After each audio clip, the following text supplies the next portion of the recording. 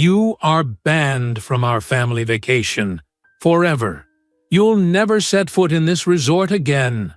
Mrs. Pierce had screamed 7 years ago, having security escort Selena out. New Year's week. The Pierce family arrived at their favorite Caribbean resort, a 25-year tradition. The lobby looked different. Renovated. Luxurious.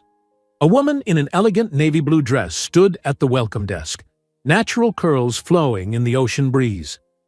Welcome to Pierce Paradise Resort. Yes, I renamed it. Dominic's luggage crashed to the marble floor. Selena! His mother gasped. What is the meaning of… 3 children in tiny resort uniforms ran up. Mommy! Are these the guests we're helping today? They looked at Dominic curiously. You look like our pictures at home. His wife ripped off her sunglasses. Dominic, who is she? Selena handed them room keys with a smile. Ocean view, just like you requested. The children and I live in the owner's villa now. You'll see us at breakfast. Every single day.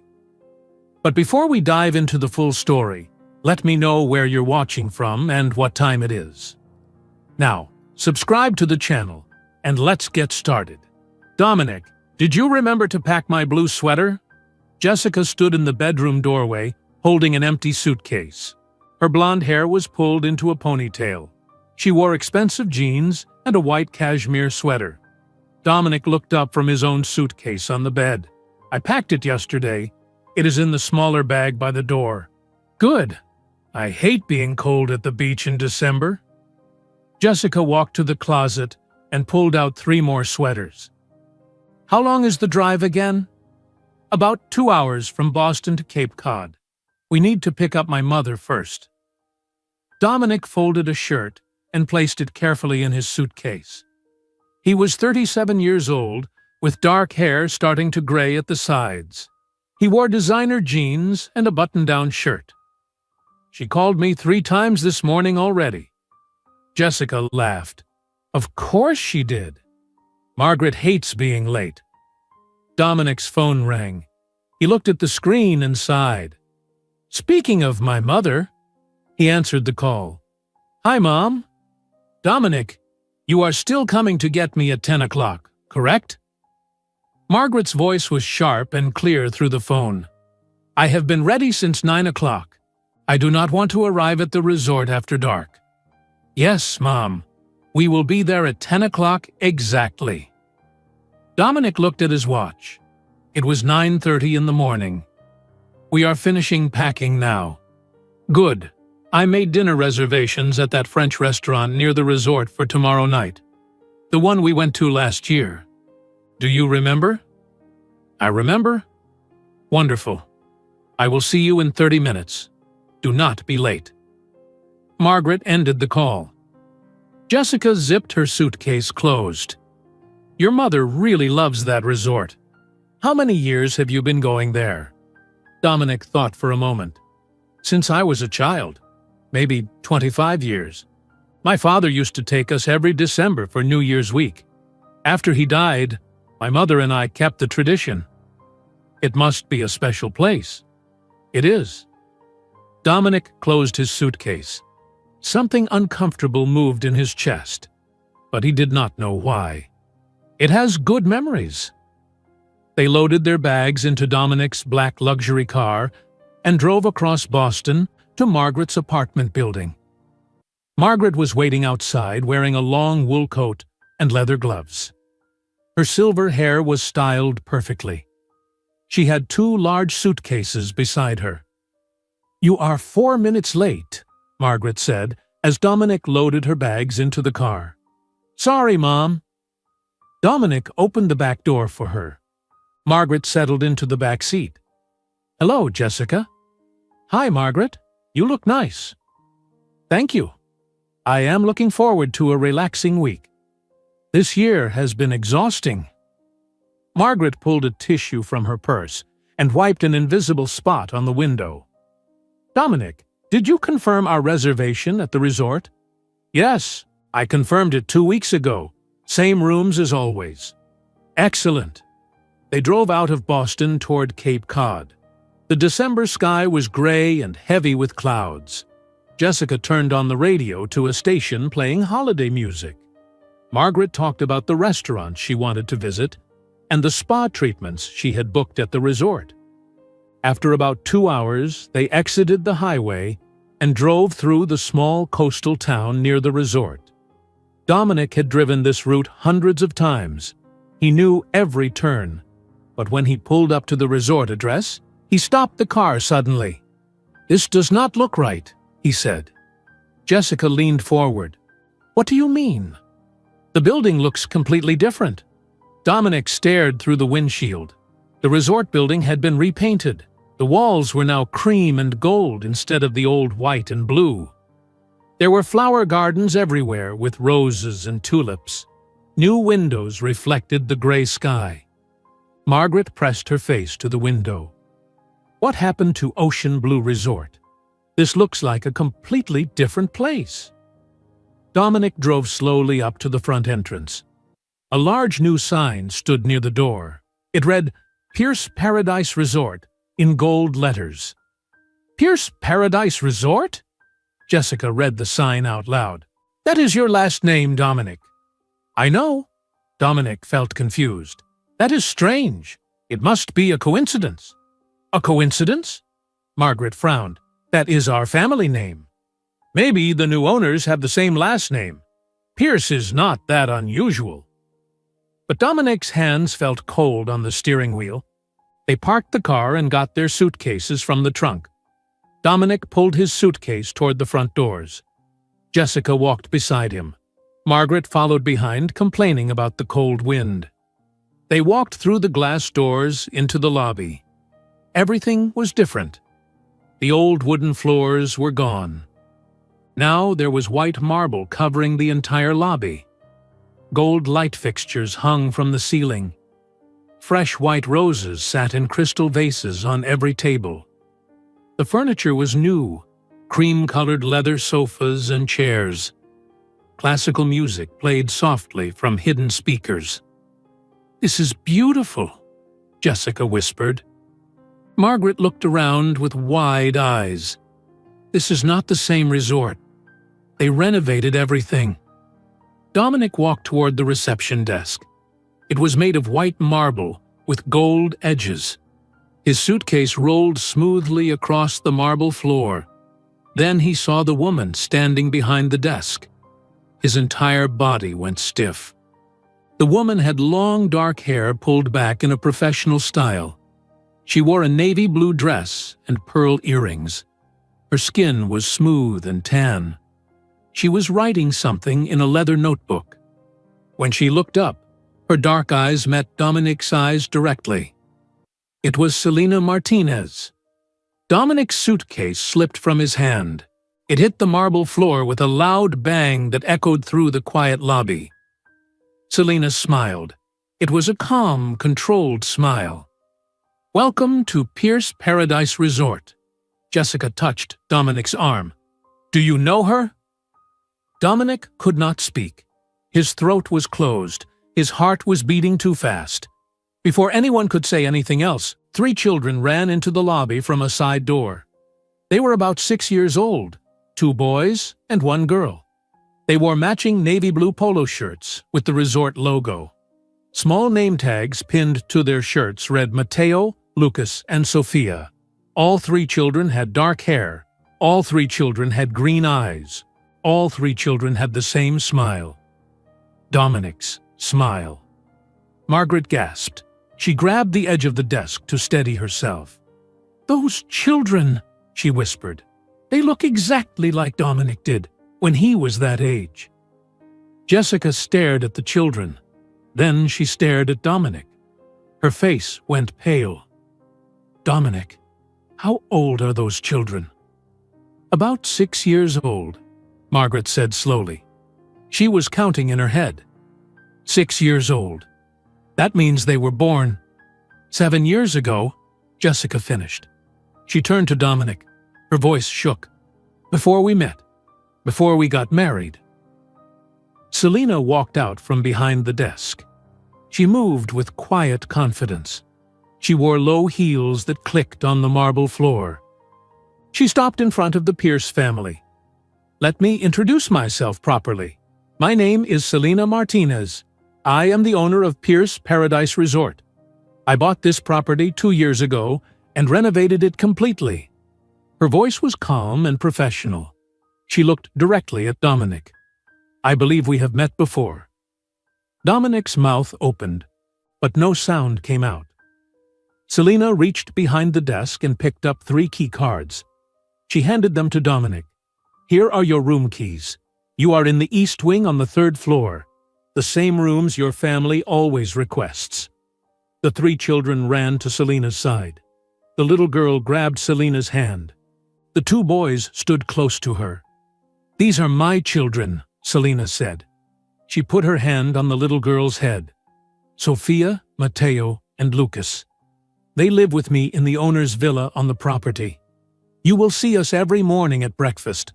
I personally greet all guests." Sophia stared at Dominic with curious green eyes. "Mama, is that him?" "Hush, Sophia. Go back to your homework." Selena's voice was gentle but firm. The children ran back through the side door. Jessica grabbed Dominic's arm hard. Her fingernails dug into his skin. She pulled him away from the desk toward the elevator. "Excuse us," Jessica said to Selena. Her voice was shaking.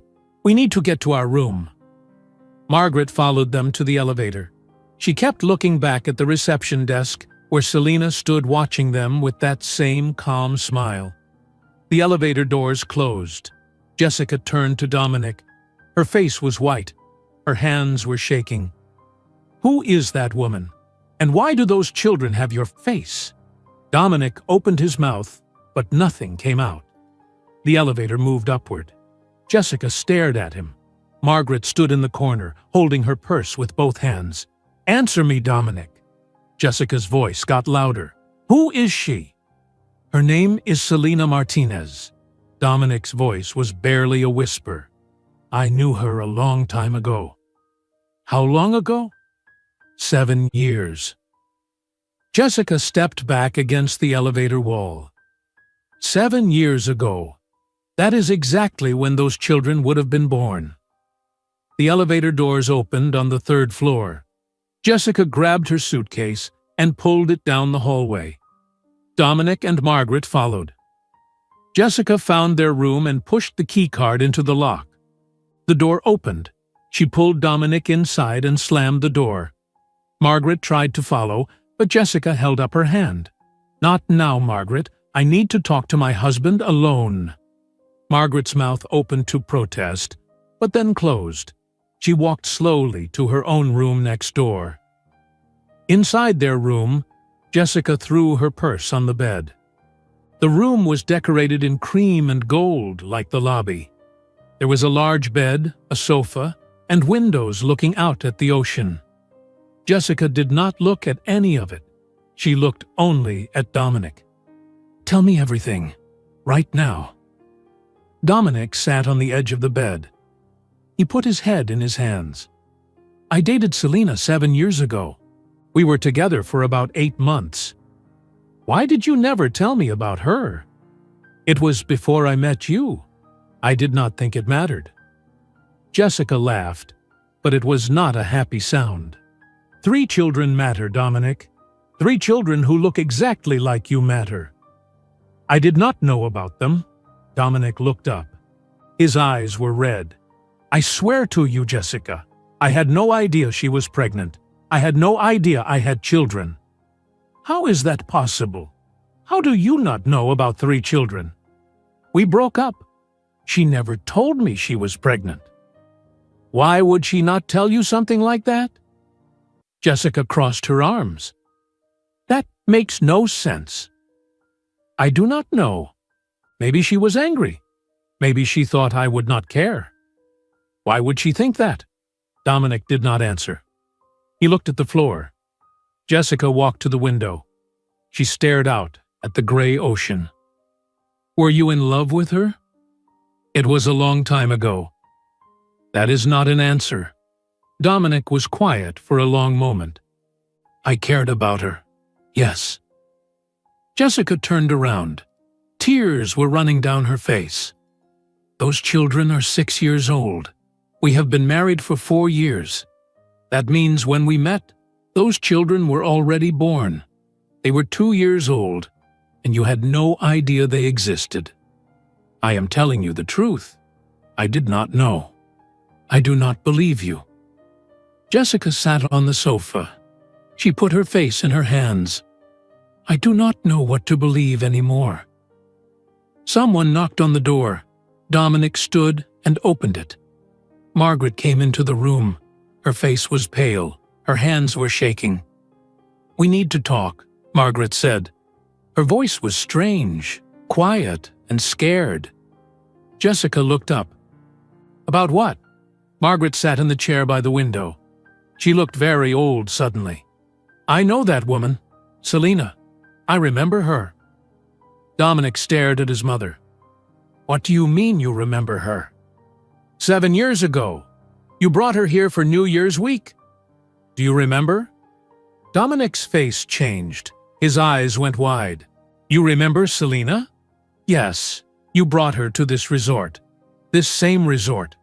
Margaret twisted her hands together. She was a waitress. She came from Providence. You said you were dating her. Jessica stood up. Dominic brought her here to meet you. Yes. Margaret would not look at Dominic. I did not approve. She was not right for our family. She did not come from the right background. What did you do? Dominic's voice was very quiet. Margaret took a breath. I called security. I told them she was not a registered guest.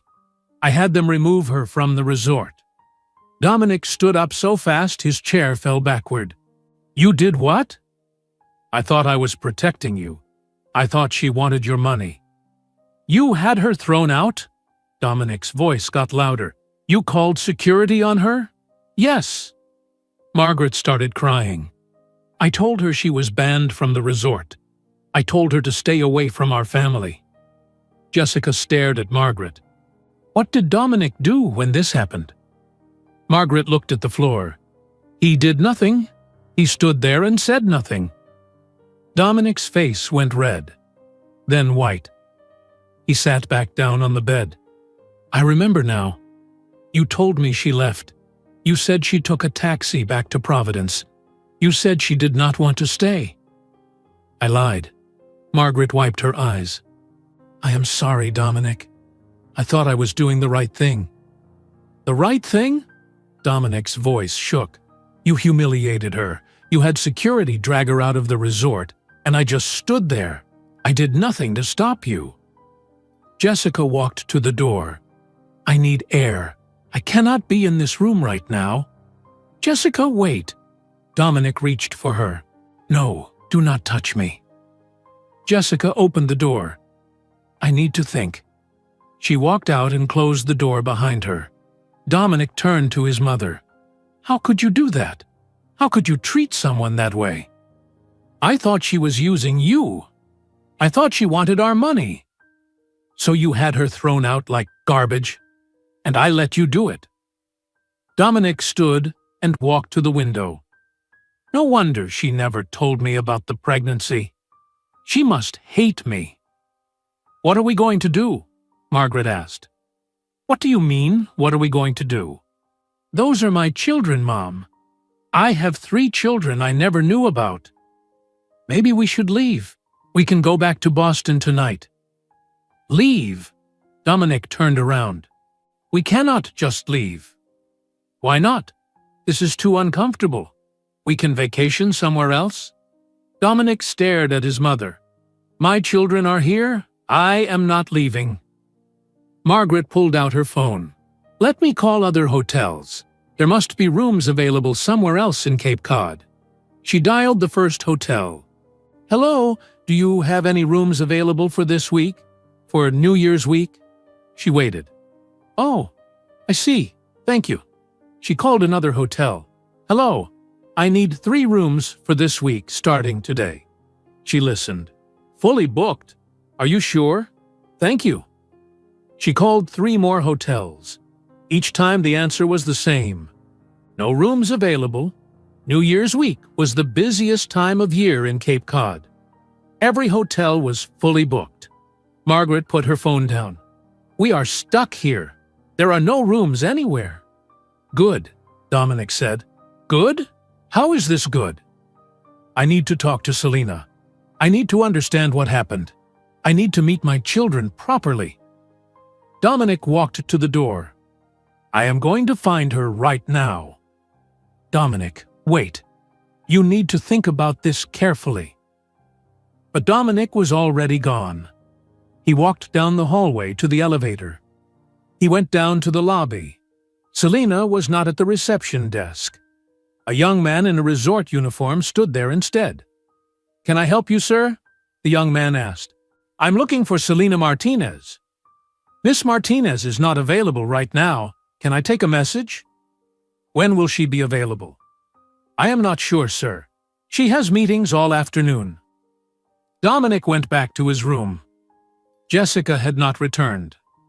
Margaret was gone too, probably in her own room. Dominic sat on the bed, alone. He tried to remember that week 7 years ago. He remembered bringing Selena to the resort. He remembered his mother's cold face at dinner. He remembered Selena crying. He remembered her leaving suddenly. But the details were fuzzy. He had blocked it out. He had wanted to forget. He pulled out his phone. He looked through his contacts. Selena's number was not there. He had deleted it years ago. He had blocked her number after they broke up. His mother said it would be easier that way. He listened to his mother then. He always listened to his mother. That evening, Margaret knocked on his door. "Jessica is not in her room. I checked. We should go to dinner. The restaurant here is supposed to be excellent now." Dominic did not want to go to dinner, but he could not stay in his room forever. He followed his mother down to the resort restaurant. The restaurant was beautiful. There were white tablecloths and candles on every table. Large windows showed the dark ocean outside. The room was full of families and couples dressed nicely for dinner. A hostess in a black dress greeted them. "Welcome. Table for 2?" "3," Margaret said. "My daughter-in-law might join us later." The hostess led them to a corner table. Dominic and Margaret sat down. A waiter brought water and menus. Dominic did not look at his menu. He looked around the restaurant for Selena. Then he saw her. Selena walked into the dining room wearing a black dress. Her hair was down now, falling past her shoulders. She moved from table to table greeting guests. She smiled and talked with them. People smiled back at her. An older couple stopped her and she laughed at something they said. A family with small children waved at her, and she went over to compliment the children. She looked happy. She looked successful. She looked nothing like the young waitress he had dated 7 years ago. Selena moved closer to their table. She stopped at the table next to theirs. A young couple was celebrating their anniversary. Selena asked the waiter to bring them complimentary champagne. Then she turned to the Pierce family table. Her smile changed. It became polite, but cold. Professional, but distant. "Good evening. Welcome to our restaurant. Is everything satisfactory with your table?" Margaret cleared her throat. "Yes, everything is fine." "Excellent. If you need anything, please let your waiter know." Selena started to walk away. "Selena!" Dominic's voice came out rough. "Please! Can we talk?" Selena stopped. She turned back. "I am sorry, but I have many guests to greet this evening. If you have concerns about the resort, you can speak with the front desk manager." "It is not about the resort. It is about—" "I understand." Selena's voice was quiet but firm. "However, this is not the appropriate time or place. Enjoy your dinner." She walked away toward the kitchen. Dominic started to stand up, but Margaret grabbed his arm. "Sit down. Everyone is looking at us." Dominic sat back down. His hands were shaking. The waiter came to take their order, But Dominic could not focus on the menu. He ordered something random. Margaret ordered fish. They sat in silence, waiting for their food. Jessica never came to dinner. That night, Dominic stood at his hotel room window. The room was dark. Through the window he could see the beach below. The moon was bright above the ocean. 3 small figures walked on the beach. Selena and her 3 children. Their children. She held Sophia's hand. Matteo and Lucas ran ahead, throwing a ball back and forth.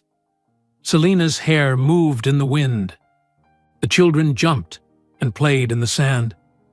Dominic pressed his hand against the cold glass. He had 3 children. They were 6 years old. He had missed everything. Their births, their first steps, their first words, their first day of school.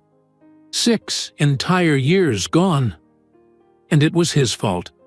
He let his mother have Selena removed from the resort. He did nothing to stop it. He blocked her number. He never called her again. He chose the easy path. Now she owned the resort where his mother humiliated her. She was successful and strong. She had 3 beautiful children. And Dominic was a stranger to all of them. Dominic did not sleep that night. He lay in bed, staring at the ceiling. Jessica came back to the room after midnight. She did not speak to him. She went into the bathroom and closed the door. When she came out, she got into bed with her back turned to him. The space between them felt cold. When morning came, Jessica was already awake. She sat in the chair by the window drinking coffee from the room's coffee maker. "We need to go to breakfast," she said. Her voice was flat. "Margaret texted me. She is waiting in the hallway." Dominic got dressed quickly. He put on jeans and a sweater. His hands shook while he buttoned his shirt. Jessica wore black pants and a gray sweater. Her face was pale. She had dark circles under her eyes. They met Margaret in the hallway. Margaret wore a cream-colored blouse and brown pants. Her silver hair was perfect as always, but her eyes looked tired. "Good morning," Margaret said quietly. Nobody answered her. They walked together to the elevator. They rode down to the first floor in silence. The dining room was at the back of the resort with large windows facing the ocean. A sign near the entrance read, "Breakfast served from 7 o'clock to 10 o'clock." The dining room was already full of guests. Families sat at tables eating pancakes and eggs. Children laughed and talked. The smell of fresh coffee and bacon filled the air. A hostess in a navy blue uniform smiled at them. "Good morning. Table for 3? "Yes," Margaret said. The hostess led them to a table near the windows. Dominic sat facing the ocean. Jessica sat across from him. Margaret sat at the end. "There is a buffet along the back wall," the hostess said. "Fresh fruit, eggs, pancakes, bacon, sausage, yogurt, and pastries. Coffee and juice are also at the buffet. Enjoy your breakfast." Margaret stood immediately. "I will get my food." Jessica followed her to the buffet. Dominic stayed at the table. He looked around the dining room for Selena. He did not see her, but then the kitchen doors opened and 3 small figures walked out. Matteo, Lucas, and Sophia. They wore matching navy blue polo shirts and khaki pants. Each child carried a metal pitcher. They walked to the buffet and began refilling the juice containers. Matteo poured orange juice carefully. Lucas filled the apple juice. Sophia worked on the cranberry juice. A resort employee, an older woman with gray hair, stood near them. She smiled and said something to Sophia. Sophia smiled back. Dominic watched them. His children. They worked seriously, concentrating on their task. Matteo's tongue stuck out slightly while he poured. Lucas bit his lip. Sophia hummed a song quietly. Margaret and Jessica returned to the table with plates of food. Margaret had fruit and toast. Jessica had scrambled eggs and a muffin. Neither of them was eating. "Those children are working," Margaret whispered. "Is that legal? They are only 6 years old." "They are probably just helping," Jessica said. She was not looking at the children. She was looking at her plate. Dominic could not look away from them. Mateo finished refilling the orange juice and turned around. His green eyes scanned the dining room. Then his eyes stopped on Dominic. Mateo stared at him. He turned and whispered something to Lucas. Lucas looked over at their table. Then Sophia looked too. The 3 children stood together near the buffet, whispering. The older woman asked them something, but they did not answer her. They kept staring at Dominic's table. Then Sophia started walking toward them. "Oh no," Margaret said. "That little girl is coming over here." Sophia walked straight to their table. She stopped next to Dominic's chair. She was small. The top of her head barely reached the table. She had dark hair in 2 braids. Her green eyes were exactly the same shade as Dominic's eyes. "Hello," Sophia said. Her voice was high and clear. Dominic opened his mouth. Nothing came out. "Are you Dominic Pierce?" Sophia asked. Dominic nodded. "My mama has pictures of you. Old pictures in a box in her closet. You look the same, but older now." Lucas walked over to join his sister. He stood slightly behind her. He was quieter than Sophia. "Mama told us our father's name is Dominic Pierce. Is that you?" Dominic's throat was so tight he could barely breathe. "Yes, that is me." Mateo came over last. He stood in front of his siblings with his arms crossed. He looked at Dominic with careful eyes. "Why are you here?" "I come here every year for vacation." "That is weird," Mateo said. "This is our home. We live here." Jessica stood up suddenly. Her chair made a loud scraping noise against the floor. Other guests looked over. Jessica's face was red. Tears ran down her cheeks. She walked quickly out of the dining room. Margaret reached across the table toward the children. "You need to leave this table right now. Go back to your mother." Sophia's eyes filled with tears. "We just wanted to meet him." "Well, now you have met him. Go away." Margaret's voice was sharp. Lucas grabbed Sophia's hand. Mateo moved closer to his siblings. His face was angry now. "You are mean," Mateo said to Margaret. "Mama said our grandmother was mean to her. Is that you?" Margaret's face went white. Selina appeared beside the table. Dominic had not seen her approach. She wore a navy blue dress and her hair was pulled back. Her face was calm, but her eyes were hard. "Mateo, Lucas, Sophia, come with me." Her voice was quiet, but the children obeyed immediately. She took Sophia's hand and put her other hand on Mateo's shoulder. Lucas followed close behind. "I apologize," Selina said to the other guests who were staring. "Please continue enjoying your breakfast." She walked her children back toward the kitchen. Dominic stood up. "Selina, wait, please." Selina stopped. She did not turn around. "Not now. I just want to talk to you. This is not the time." Selina walked through the kitchen doors with her children. Dominic started to follow her, but a tall man in a resort uniform stepped in front of him. "I am sorry, sir. The kitchen is for staff only.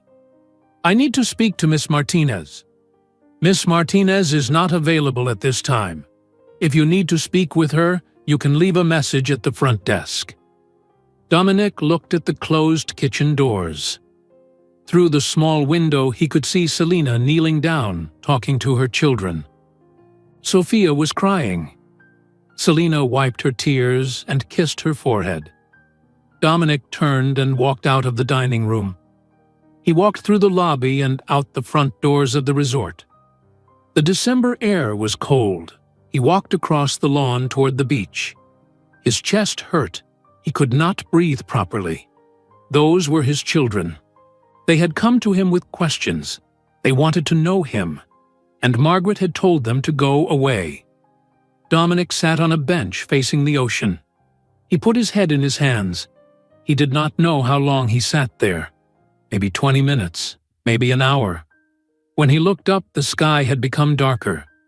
Gray clouds were moving in from the ocean. On the beach below, he saw the triplets. They were playing soccer on the sand. Matteo kicked the ball to Lucas. Lucas kicked it to Sophia. Sophia tried to kick it back, but missed. The ball rolled away and she ran after it, laughing. An older woman sat on a beach blanket watching them. She had dark hair with some gray in it. She wore a thick sweater and jeans. She clapped when Sophia got the ball. Dominic walked down the wooden steps to the beach. He stayed back, watching from a distance. The children were good at soccer. Matteo was the best. He could control the ball well. Lucas was not as aggressive, but he was fast. Sophia was smaller and younger, but she did not give up. She kept trying. They laughed while they played. Their voices carried in the wind. They were happy. They were healthy. They were everything Dominic had missed. He had missed their first kicks, their first goals, their first games. He had missed teaching them how to play. He had missed every single moment of their lives for 6 years. Dominic sat down on the sand. He could not stand anymore. His legs were shaking. The ball rolled toward him. It stopped near his feet. Sophia ran after it. When she saw Dominic sitting there, she stopped running. "Oh, it is you again," Sophia said. "Yes, it is me." Sophia picked up the ball. She looked at Dominic for a long moment. "Why did that old lady tell us to go away?" "That is my mother, your grandmother. She was upset." "Is she always mean?" Dominic did not know how to answer that question. Matteo ran over. "Sophia, come back. Mama said we should not talk to him without her." "Why not?" Sophia asked. "He is our dad." "Because Mama said so. Come on." Matteo took the ball from Sophia's hands. He looked at Dominic. "You should not watch us. It is weird." The two children ran back to Lucas. The older woman on the blanket stood up. She stared at Dominic with suspicious eyes. She called the children over and spoke to them quietly. Then she picked up the blanket and walked with the children back toward the resort. Dominic sat alone on the empty beach. That afternoon, he went to the resort office. A sign on the door said, "Selena Martinez, owner." Dominic knocked. "Come in," Selena's voice called. Dominic opened the door. The office was small but elegant. There was a desk, 2 chairs, and a bookshelf full of business books. Selena sat behind the desk working on a laptop. When she saw Dominic, her face changed. She closed the laptop. "You should not be here," she said. "I need to talk to you." "There is nothing to talk about." "Those children are mine. You cannot keep them from me." "I am not keeping them from you. They came to your table this morning. You did nothing. Your mother told them to go away." "That was my mother, not me." "You sat there and said nothing. Again." Selena opened a desk drawer and took out a business card. She held it out to Dominic. "If you want to discuss anything regarding the children, contact my lawyer. All communication will go through her." Dominic looked at the card. It had a lawyer's name and phone number on it. "Selena, please. I did not know about them. You have to believe me." "I do not have to believe anything." Selena stood up. "You need to leave my office now. I have work to do." "How did this happen? How did you buy this resort? How am I what? Successful? Did you think I would stay poor forever?" Selena walked to the office door and opened it. "Leave, now." Dominic walked out of the office. Selena closed the door behind him. He heard the lock click. He stood in the hallway, holding the lawyer's business card in his hand. Dominic walked back to his hotel room. The hallway was empty and quiet. When he opened the door, Jessica was packing her suitcase on the bed. "What are you doing?" Dominic asked. "What does it look like?"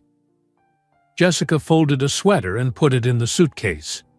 "I am packing. You cannot leave. We are here until New Year's Day. That is 4 more days." Jessica stopped packing. She turned to face him. "I cannot stay here, Dominic. Every time I turn around, I see those children. They have your face. They have your eyes. Everyone in this resort probably knows the story. The wife who did not know about her husband's secret children. They are not secret. I did not know about them. That does not make this easier." Jessica zipped her suitcase closed. "I called the airline. I can get a flight from Boston tonight if I leave in the next 2 hours." "Jessica, please, do not go. Give me one reason to stay." Dominic could not think of a reason. He stood in the middle of the room holding the lawyer's business card. Jessica saw the card in his hand. "What is that?" "Selena's lawyer. She said if I want to see the children, I have to go through her lawyer." Jessica laughed, but there was no happiness in the sound. "Of course she did. Why would she make this easy for you?" "I need to stay here. I need to figure this out." "Then stay, but I am leaving." Jessica picked up her suitcase and walked to the door. She stopped and turned back. "When you figure out what you want, call me. Or do not call me. I do not know if it matters anymore." She left. The door closed behind her with a soft click. Dominic sat on the bed. The room was very quiet. After a few minutes, he heard a car start outside. He went to the window and looked down. Jessica was getting into a taxi with her suitcase. The taxi drove away toward the main road. Dominic went to find his mother. He knocked on her door. Margaret opened it. She was wearing reading glasses and holding a book.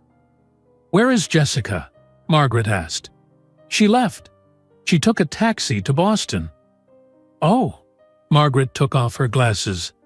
"I suppose I cannot blame her. This is a terrible situation. This situation exists because of you." Margaret's face went hard. "Do not put this entirely on me, Dominic. You are a grown man. You made your own choices. You had Selena thrown out of this resort. You humiliated her in front of everyone. I was protecting you from a woman who wanted your money. She did not want my money. She loved me." Dominic's voice got louder. "And I loved her, but I was too afraid to stand up to you." Margaret sat down in the chair by the window. She looked old and tired. "What are we going to do now?" "I am going to contact Selena's lawyer. I am going to try to see my children properly." "And what about me? Those are my grandchildren." Dominic stared at his mother. "You told them to go away. You called them mean names. Why would Selena let you anywhere near them?" "I was upset. I was not thinking clearly." "You are always upset when things do not go your way." Dominic walked to the door. "I am going for a walk. I need to think." He left before Margaret could respond. Dominic spent the rest of the day walking around the resort property. The resort was much larger than he remembered. There were gardens with stone pathways. There was a pool area with lounge chairs. There were tennis courts and a small playground for children. Everywhere he went, he saw signs of Selena's work. The gardens were perfectly maintained. The pool area was clean and beautiful. The playground had new equipment. He also saw Selena. She was everywhere. At 2 o'clock in the afternoon, he saw her near the pool talking to a family. The mother was showing Selena something on her phone. Selena smiled and nodded. She called over a staff member and gave instructions. The staff member left quickly. The family thanked Selena. She touched the shoulder of their little boy and said something that made him smile. At 3 o'clock, Dominic saw Selena in the lobby. An older couple was checking in. Selena greeted them warmly. Welcome back, Mr. and Mrs. Chen. We are so happy to see you again. How was your year? The couple smiled. Wonderful. We brought our daughter and grandchildren this time. How lovely. I put you in connecting rooms on the second floor with an ocean view. Selina handed them key cards. If you need anything at all, please let us know.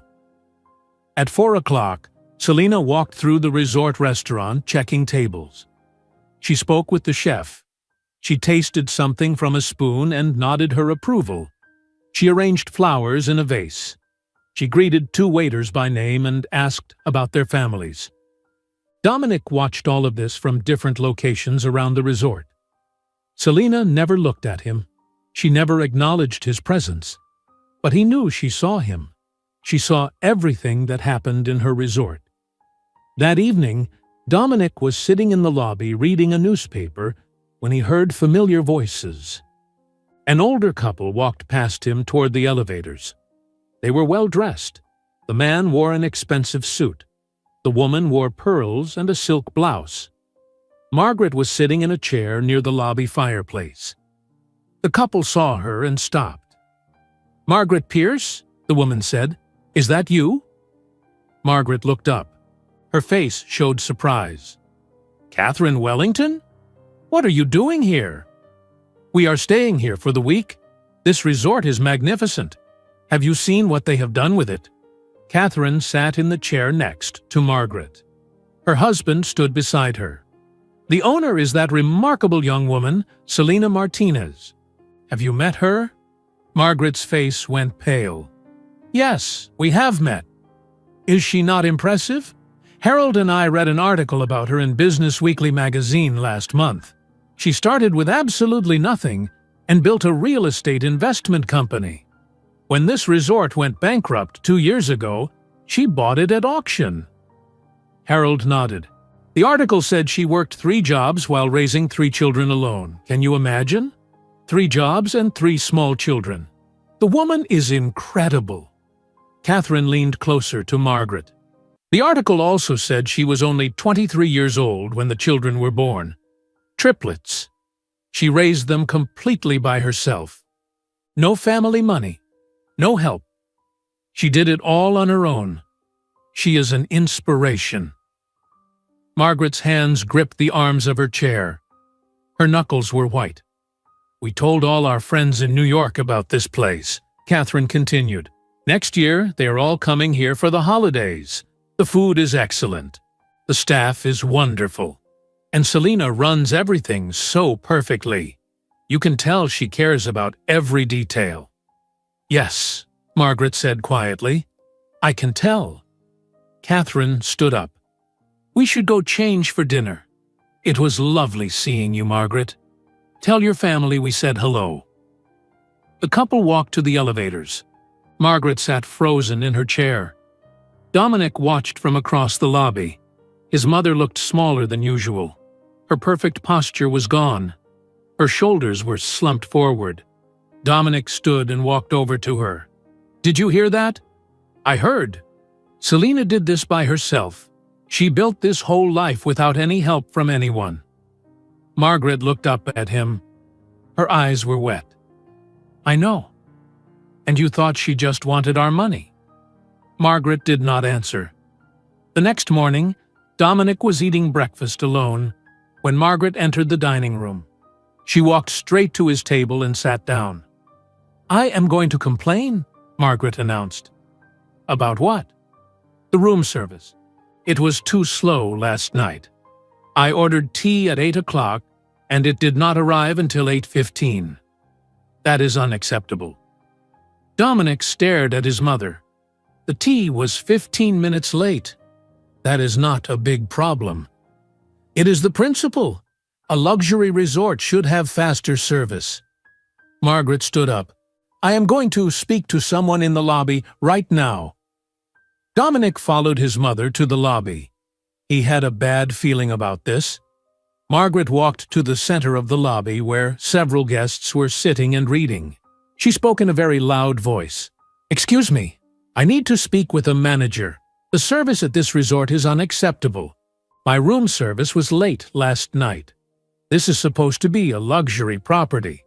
I expect better." Other guests looked up from their newspapers and books. A young woman at the front desk picked up a phone.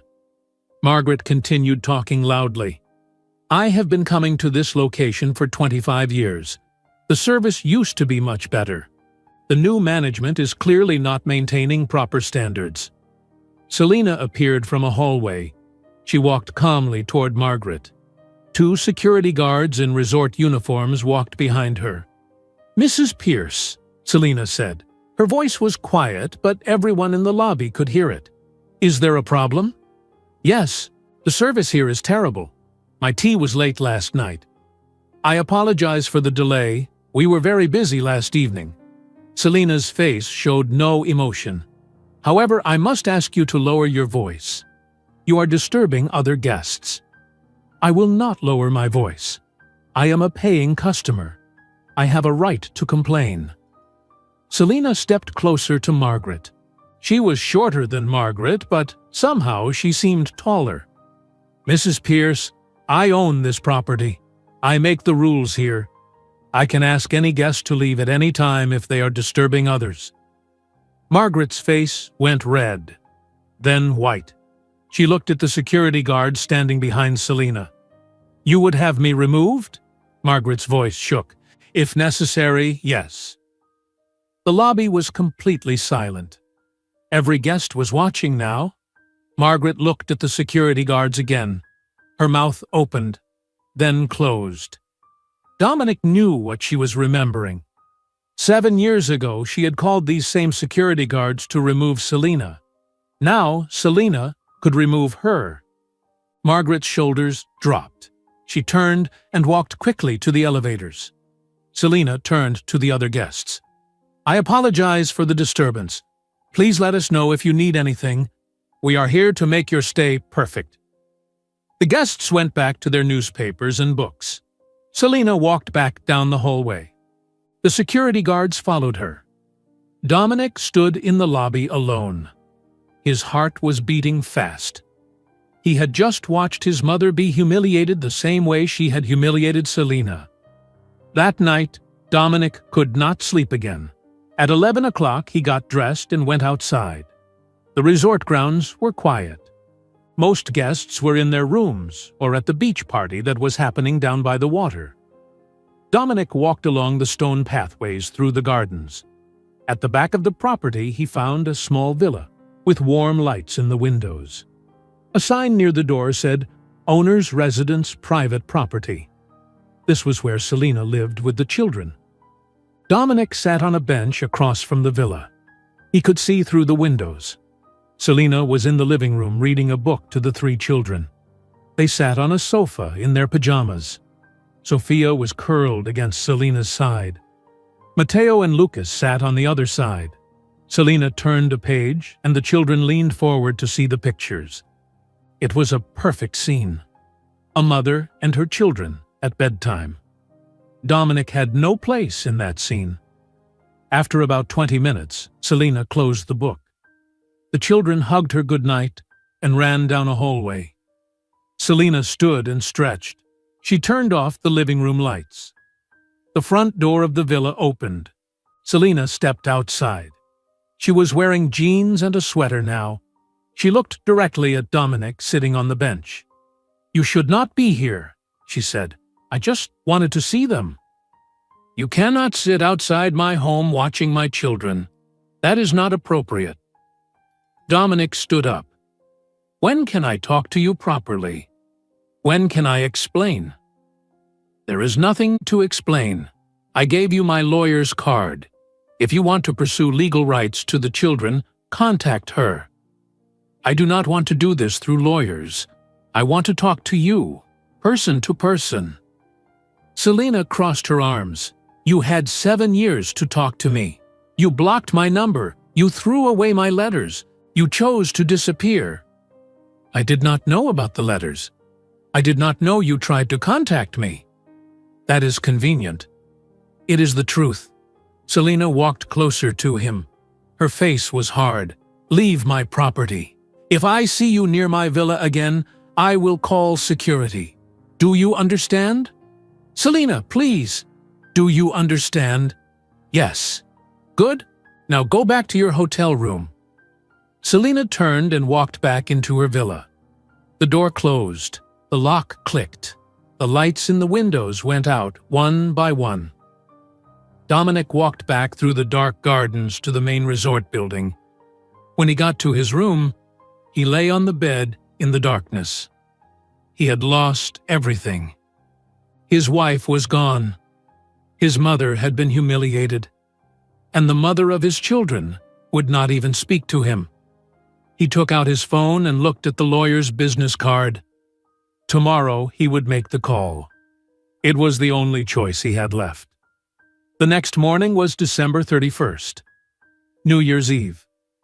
Dominic woke early and called the number on the lawyer's business card. A woman answered on the third ring. Law offices of Patricia Campbell. Hello, my name is Dominic Pierce. Selena Martinez gave me this number. I need to speak with Miss Campbell about a family matter. Miss Campbell is in court today. She will not be available until January 3rd. This is urgent. I need to speak with her about my children. I understand, Mr. Pierce. However, Miss Campbell is not available. I can schedule an appointment for you next week. Dominic closed his eyes. Fine. Schedule it. How about January 5th at 10 o'clock in the morning? That works. Excellent. The office is in Providence, Rhode Island. I will send you the address by email. Dominic ended the call. January 5th was 6 days away. 6 more days before he could even start the process of seeing his children properly. He went downstairs for breakfast. The dining room was decorated for New Year's Eve. There were gold balloons and silver streamers hanging from the ceiling. A large banner read, Happy New Year, above the buffet table. Margaret was already sitting at a table in the corner. She was drinking coffee and staring out the window at the ocean. Dominic sat down across from her. Jessica called me this morning, Margaret said without looking at him. She is filing for divorce. Dominic felt nothing. He had expected this. Okay?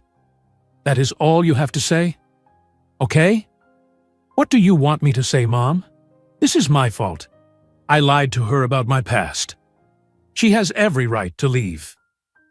Margaret finally looked at him. What are you going to do? I called Selena's lawyer. I have an appointment on January 5th. And then what? I do not know. I will try to see my children. I will try to be part of their lives. Dominic stood up. I am going to get some food. He walked to the buffet. While he was filling his plate with eggs and toast, he heard children's laughter. The triplets ran into the dining room. They were not wearing their work uniforms today. They wore regular clothes. Mateo had on jeans and a blue shirt. Lucas wore jeans and a red shirt. Sophia wore a yellow dress. They ran to the buffet and started making plates for themselves. Sophia put 3 pancakes on her plate. Mateo chose fruit and yogurt. Lucas got eggs and bacon. The older woman Dominic had seen on the beach walked in behind them. She spoke to them in Spanish. The children answered her in Spanish. Their voices were happy and excited. Dominic realized he did not even know if his children spoke Spanish. He did not know anything about them. Sophia saw Dominic standing near the buffet. She whispered to Mateo. Mateo looked over and frowned. Lucas looked too, but then looked away quickly. The older woman noticed Dominic. She put her arm around Sophia and led the children to a table on the opposite side of the dining room. Dominic went back to his table. He could not eat his food. He pushed it around his plate with his fork. That afternoon, resort staff began decorating the beach for the New Year's Eve party. Dominic watched from his hotel room window. Workers hung white string lights in the palm trees. They set up a small stage for a band. They arranged tables with white tablecloths and candles. They placed tiki torches in the sand in rows leading down to the water. At 6 o'clock in the evening, Margaret knocked on his door. "Are you going to the beach party?" "I do not know." "You should go. Everyone will be there. It will look strange if you stay in your room." "I do not care how it looks." Margaret came into the room. She sat on the chair by the window. "Dominic, I have been thinking about what happened in the lobby yesterday, when Selina threatened to have you removed." "Yes." Margaret's voice was quiet. "I understand now how she felt 7 years ago. The humiliation, the powerlessness. She made me feel exactly what I made her feel." "Good. I want to apologize to her. I want to tell her I was wrong." Dominic laughed. It was a bitter sound. "She will not accept your apology, Mom. Some things cannot be fixed with sorry. I have to try. Do what you want, but leave me out of it." Dominic walked to the bathroom. "I am going to take a shower. Then I am going to the party. Alone." At 7 o'clock that evening, Dominic walked down to the beach. He wore dark jeans and a gray sweater. The beach was already full of people. Families walked on the sand. Couples held hands near the water. Children ran around, chasing each other. The band was playing music on the small stage. They played jazz and soft rock. People danced in front of the stage. The white lights in the palm trees glowed against the dark sky. Tables were set up with food. There were shrimp, cheese, crackers, small sandwiches, and desserts. Other tables had champagne and wine and juice for children. Dominic got a glass of champagne and stood at the edge of the party. He watched the crowd looking for Selina. He saw her near the stage. She wore a white dress that reached her knees. Her dark hair was down and moved in the ocean breeze. She was talking with guests and smiling. A young couple showed her pictures on their phone. Selina looked at the pictures and said something that made them laugh. The triplets ran past playing tag with other children. Sophia was chasing Lucas. Matteo was chasing both of them. They wore nice clothes for the party. Their faces were happy. They belonged here. This was their home. Dominic drank his champagne and got another glass, then another. He stayed at the edge of the party watching his children play and watching Selina work. At 11:30, Selina walked to the stage and took the microphone. The band stopped playing. "Good evening, everyone," Selina said. Her voice carried across the beach. "Welcome to Pierce Paradise Resort's New Year's Eve celebration. In 30 minutes, we will ring in the new year together. Thank you all for choosing to spend this special time with us. We are grateful for each of you." Everyone clapped. Selina handed the microphone back to the band and stepped off the stage. She moved through the crowd, greeting more guests. Margaret appeared beside Dominic. She wore a dark blue dress and a shawl. "This is a beautiful party." "Yes." Selina organized all of this herself. "The staff told me she plans every detail of every event." Dominic did not answer. "I am going back to my room," Margaret said. "I have a headache." "Happy New Year, Dominic." She walked back toward the resort building. At midnight, someone started counting down. 10, 9, 8. The whole beach joined in. 7, 6, 5, 4, 3, 2, 1. Happy New Year! Fireworks exploded in the sky above the ocean. Red, blue, gold, and green lights filled the darkness. Everyone cheered and hugged, couples kissed, parents hugged their children. Dominic stood alone. He looked for Selina in the crowd. He saw her hugging her children. Sophia jumped up and down. Matteo and Lucas laughed at the fireworks. Then Selina kissed each child on the head and said something to the older woman. The woman took the children's hands and walked with them back toward the resort. Selina turned and walked away from the party. She walked down the beach toward the dark water. Dominic followed her. He stayed back at first. Selina walked along the edge of the water. The fireworks still exploded above them. Their light reflected on the ocean waves. Selina stopped walking and stood looking at the water. Dominic approached carefully. "Selina." She did not turn around. "I knew you would follow me. Can we talk, please?" "What do you want to talk about, Dominic?" "Everything. I want to understand what happened. I want to know why you never told me about the pregnancy." Selina turned to face him. The fireworks lit her face in flashes of color. She was not crying. She looked calm, strong. "I tried to tell you," she said. "What do you mean you tried?" "I sent you 12 letters. I mailed them to your office address. Your assistant sent every single one back unopened, with a note that said you did not wish to receive mail from me." Dominic felt like someone had punched him in the stomach.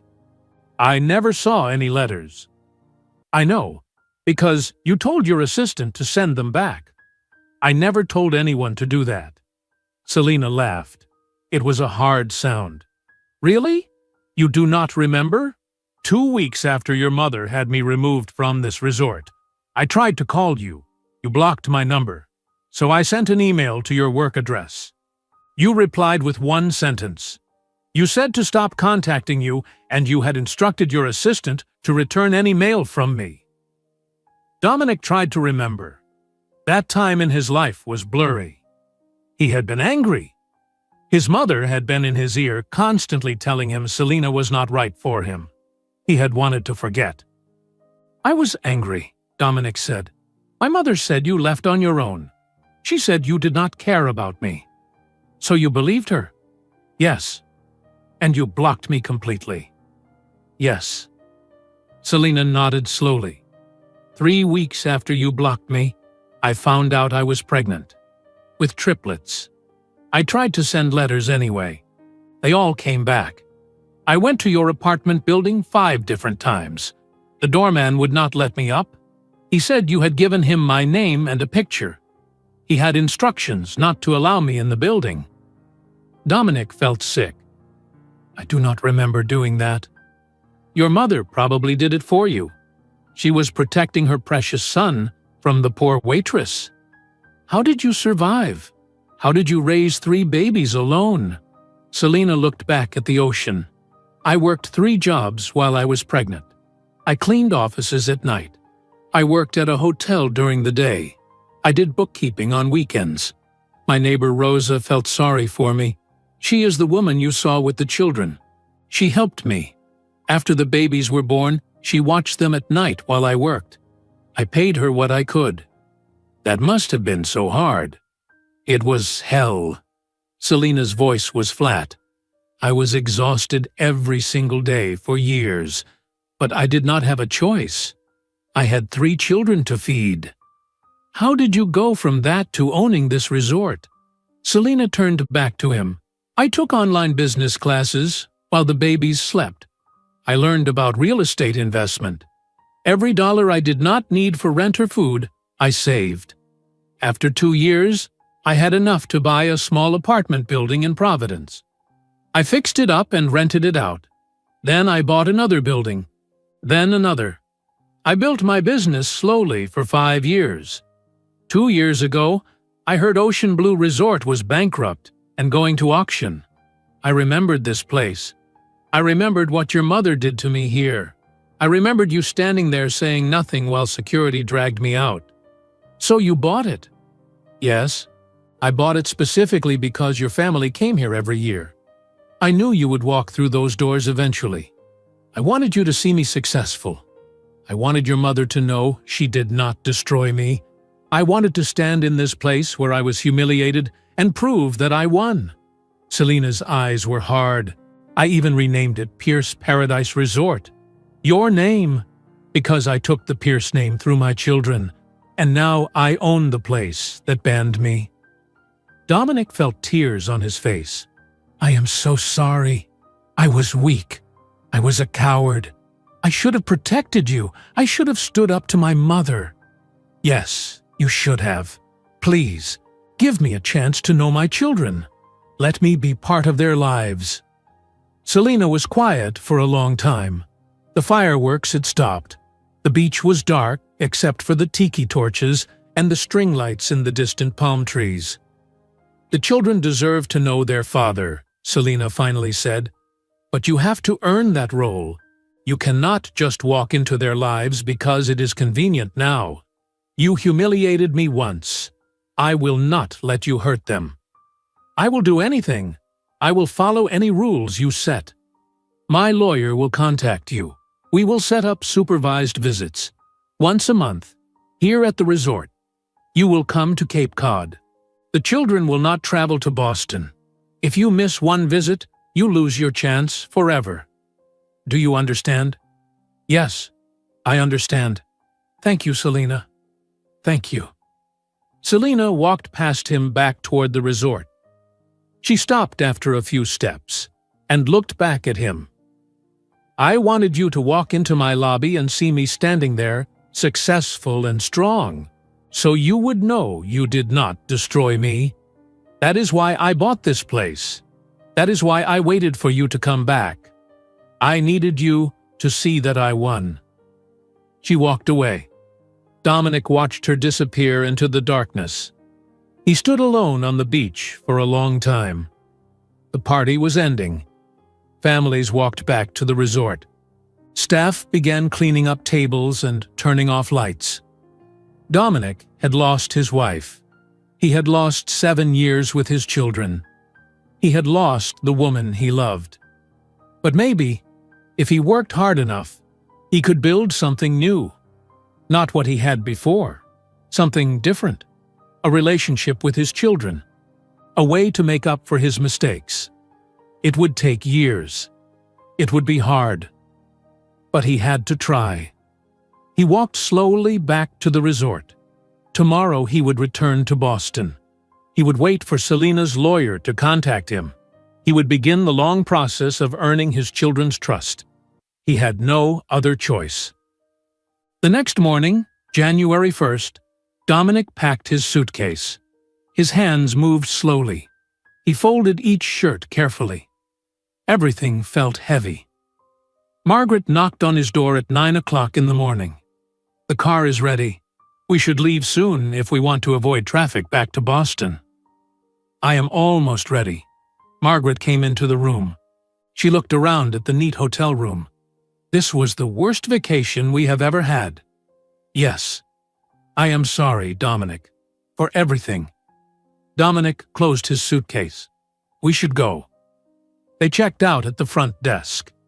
A young man in a resort uniform took their room keys. Selena was not there. Dominic looked around the lobby but did not see her anywhere. He loaded the suitcases into his car. Margaret got into the passenger seat. Dominic started the engine and drove away from Pierce Paradise Resort. He looked in the rearview mirror as the building got smaller behind them. His children were in there somewhere. He was driving away from them. The drive back to Boston was quiet. Margaret tried to talk a few times, but Dominic did not respond. She finally gave up and looked out the window. When they reached Margaret's apartment building, Dominic helped her carry her suitcases inside. Margaret touched his arm. "Call me when you hear from the lawyer," she said. "Okay? I mean it, Dominic. I want to know what happens. I will call you." Dominic drove to his own apartment across the city. He parked in the underground garage and took the elevator up to the 12th floor. When he opened his apartment door, the silence hit him immediately. The apartment was too quiet. He walked through the living room. Everything looked the same. The gray sofa, the glass coffee table, the expensive art on the walls. But something felt different. He went to the bedroom. Half the closet was empty. Jessica's clothes were gone. Her shoes were gone. Her jewelry box was gone from the dresser. In the bathroom, her toothbrush was not in the holder. Her shampoo bottles were gone from the shower. Her face creams and makeup were gone from the counter. Dominic walked back to the kitchen. On the table sat Jessica's wedding ring. Just the ring. Nothing else. No note. No explanation. Just the gold band sitting alone in the middle of the table. Dominic picked it up. It was still warm, like she had just taken it off. But he knew she had been gone for 2 days. The warmth was from the morning sun coming through the window. He sat down at the kitchen table, holding the ring. His phone rang. He looked at the screen. It was his office. He sent it to voicemail. It rang again. Same number. He turned the phone off. For 3 days, Dominic stayed in his apartment. He did not go to work. He did not answer his phone. He ate cereal and sandwiches. He slept on the sofa because the bedroom felt too empty. On January 4th, someone knocked on his apartment door. Dominic ignored it. The knocking continued. Then he heard his mother's voice. "Dominic, I know you are in there. Open the door." Dominic got up from the sofa. He was wearing sweatpants and an old t-shirt. He had not shaved in 3 days. He opened the door. Margaret looked at him with worried eyes. "You look terrible." "Thank you. Can I come in?" Dominic stepped aside. Margaret walked into the apartment. She looked around at the dishes in the sink and the blanket on the sofa. "Have you been sleeping on the sofa?" "Yes." "Dominic, you cannot stay like this. You have to pull yourself together." "Why?" "Because you have children now. You have responsibilities." Dominic sat back down on the sofa. "I have a meeting with Selena's lawyer tomorrow, January 5th at 10 o'clock in the morning, in Providence." "That is good. That is progress." Margaret sat in the chair across from him. "What will you say to the lawyer?" "I do not know. Whatever they want to hear. I will agree to anything if it means I can see my children." "What about Jessica? Have you heard from her?" "No. She left her ring on the kitchen table. That says everything." Margaret was quiet for a moment. "I called my lawyer. He says Jessica has a strong case for divorce. You did not tell her about your past relationship. That counts as deception." "I know." "He says you should prepare to give her half of everything." "Fine, she can have it." Dominic looked at his mother. "I do not care about the money or the apartment. I care about seeing my children." "And what about me?" Margaret's voice became small. "Those are my grandchildren. I want to know them too." Dominic laughed, but there was no humor in it. "You told them to go away, Mom. You were mean to them at breakfast. Why would Selena let you anywhere near them?" "I made a mistake. I was shocked. I was not thinking clearly." "You are always making mistakes with people you think are beneath you." Margaret's eyes filled with tears. "That is not fair, Dominic. Is it not? You treated Selena like garbage 7 years ago. You had her thrown out of the resort because she was not rich enough for our family. Now she owns that resort. She is successful and strong, and we are the ones who look pathetic. I know I was wrong about her. I can see that now. Seeing it now does not fix what you did." Margaret wiped her eyes. "Is there any way to fix this? Any way to make it right?" "I do not know, Mom. I honestly do not know." Margaret stood up. She walked to the door. "Good luck tomorrow with the lawyer. Call me after the meeting." She left. Dominic sat alone in his apartment for the rest of the day. The next morning, January 5th, Dominic woke early. He showered and shaved. He put on a suit. He looked at himself in the mirror. He looked tired, old, but at least he looked presentable. He drove from Boston to Providence. The law office was in a tall building downtown. Dominic parked in the garage and took the elevator to the 8th floor. The office was professional and clean. A receptionist sat behind a glass desk. "Can I help you?" "I have an appointment with Patricia Campbell at 10 o'clock. My name is Dominic Pierce." "Please have a seat. Miss Campbell will be with you shortly." Dominic sat in a leather chair and waited. At exactly 10 o'clock, a woman in a dark suit came out of an office. "Mr. Pierce? I am Patricia Campbell." Dominic stood and shook her hand. She was about 50 years old, with gray hair and sharp eyes. "Please come in." Dominic followed her into a large office. There were law books on shelves and diplomas on the walls. Miss Campbell sat behind her desk. Dominic sat across from her. "My client, Selena Martinez, has informed me that you wish to establish visitation rights with your 3 minor children." "Yes, that is correct. Before we proceed, I need to ask you some questions. Did you know Miss Martinez was pregnant 7 years ago?" "No, I did not know." "Did Miss Martinez attempt to contact you about the pregnancy?" Dominic hesitated. "She says she did. She says she sent letters and came to my apartment. I never received the letters or saw her." "Why not?" "I had blocked her. After we broke up, I told my assistant to return any mail from her. I told my doorman not to let her into my building." Miss Campbell wrote notes on a legal pad. "Why did you block her?" "My mother did not approve of the relationship. After we broke up, I wanted to forget about Selena. I thought cutting off all contact would make it easier." "I see. And you had no knowledge that 3 children resulted from your relationship?" "No. I found out 4 days ago when I saw them at the resort." Miss Campbell put down her pen. "Mr. Pierce, my client is willing to allow you supervised visitation with the children. However, there are strict conditions. I will agree to any conditions. You will visit once per month at Pierce Paradise Resort in Cape Cod. Each visit will last 3 hours. My client or her designee will supervise every visit. The children will not leave the resort property with you. You will not be alone with them at any time. If you miss one scheduled visit without 24 hours' notice, you will forfeit all visitation rights permanently. Do you understand these terms?" "Yes, I understand." "My client also requires that you undergo a background check and provide proof of financial stability." "That is fine." Miss Campbell pulled out several papers. "These are the legal documents. You need to sign here, here, and here." Dominic signed each paper without reading them carefully.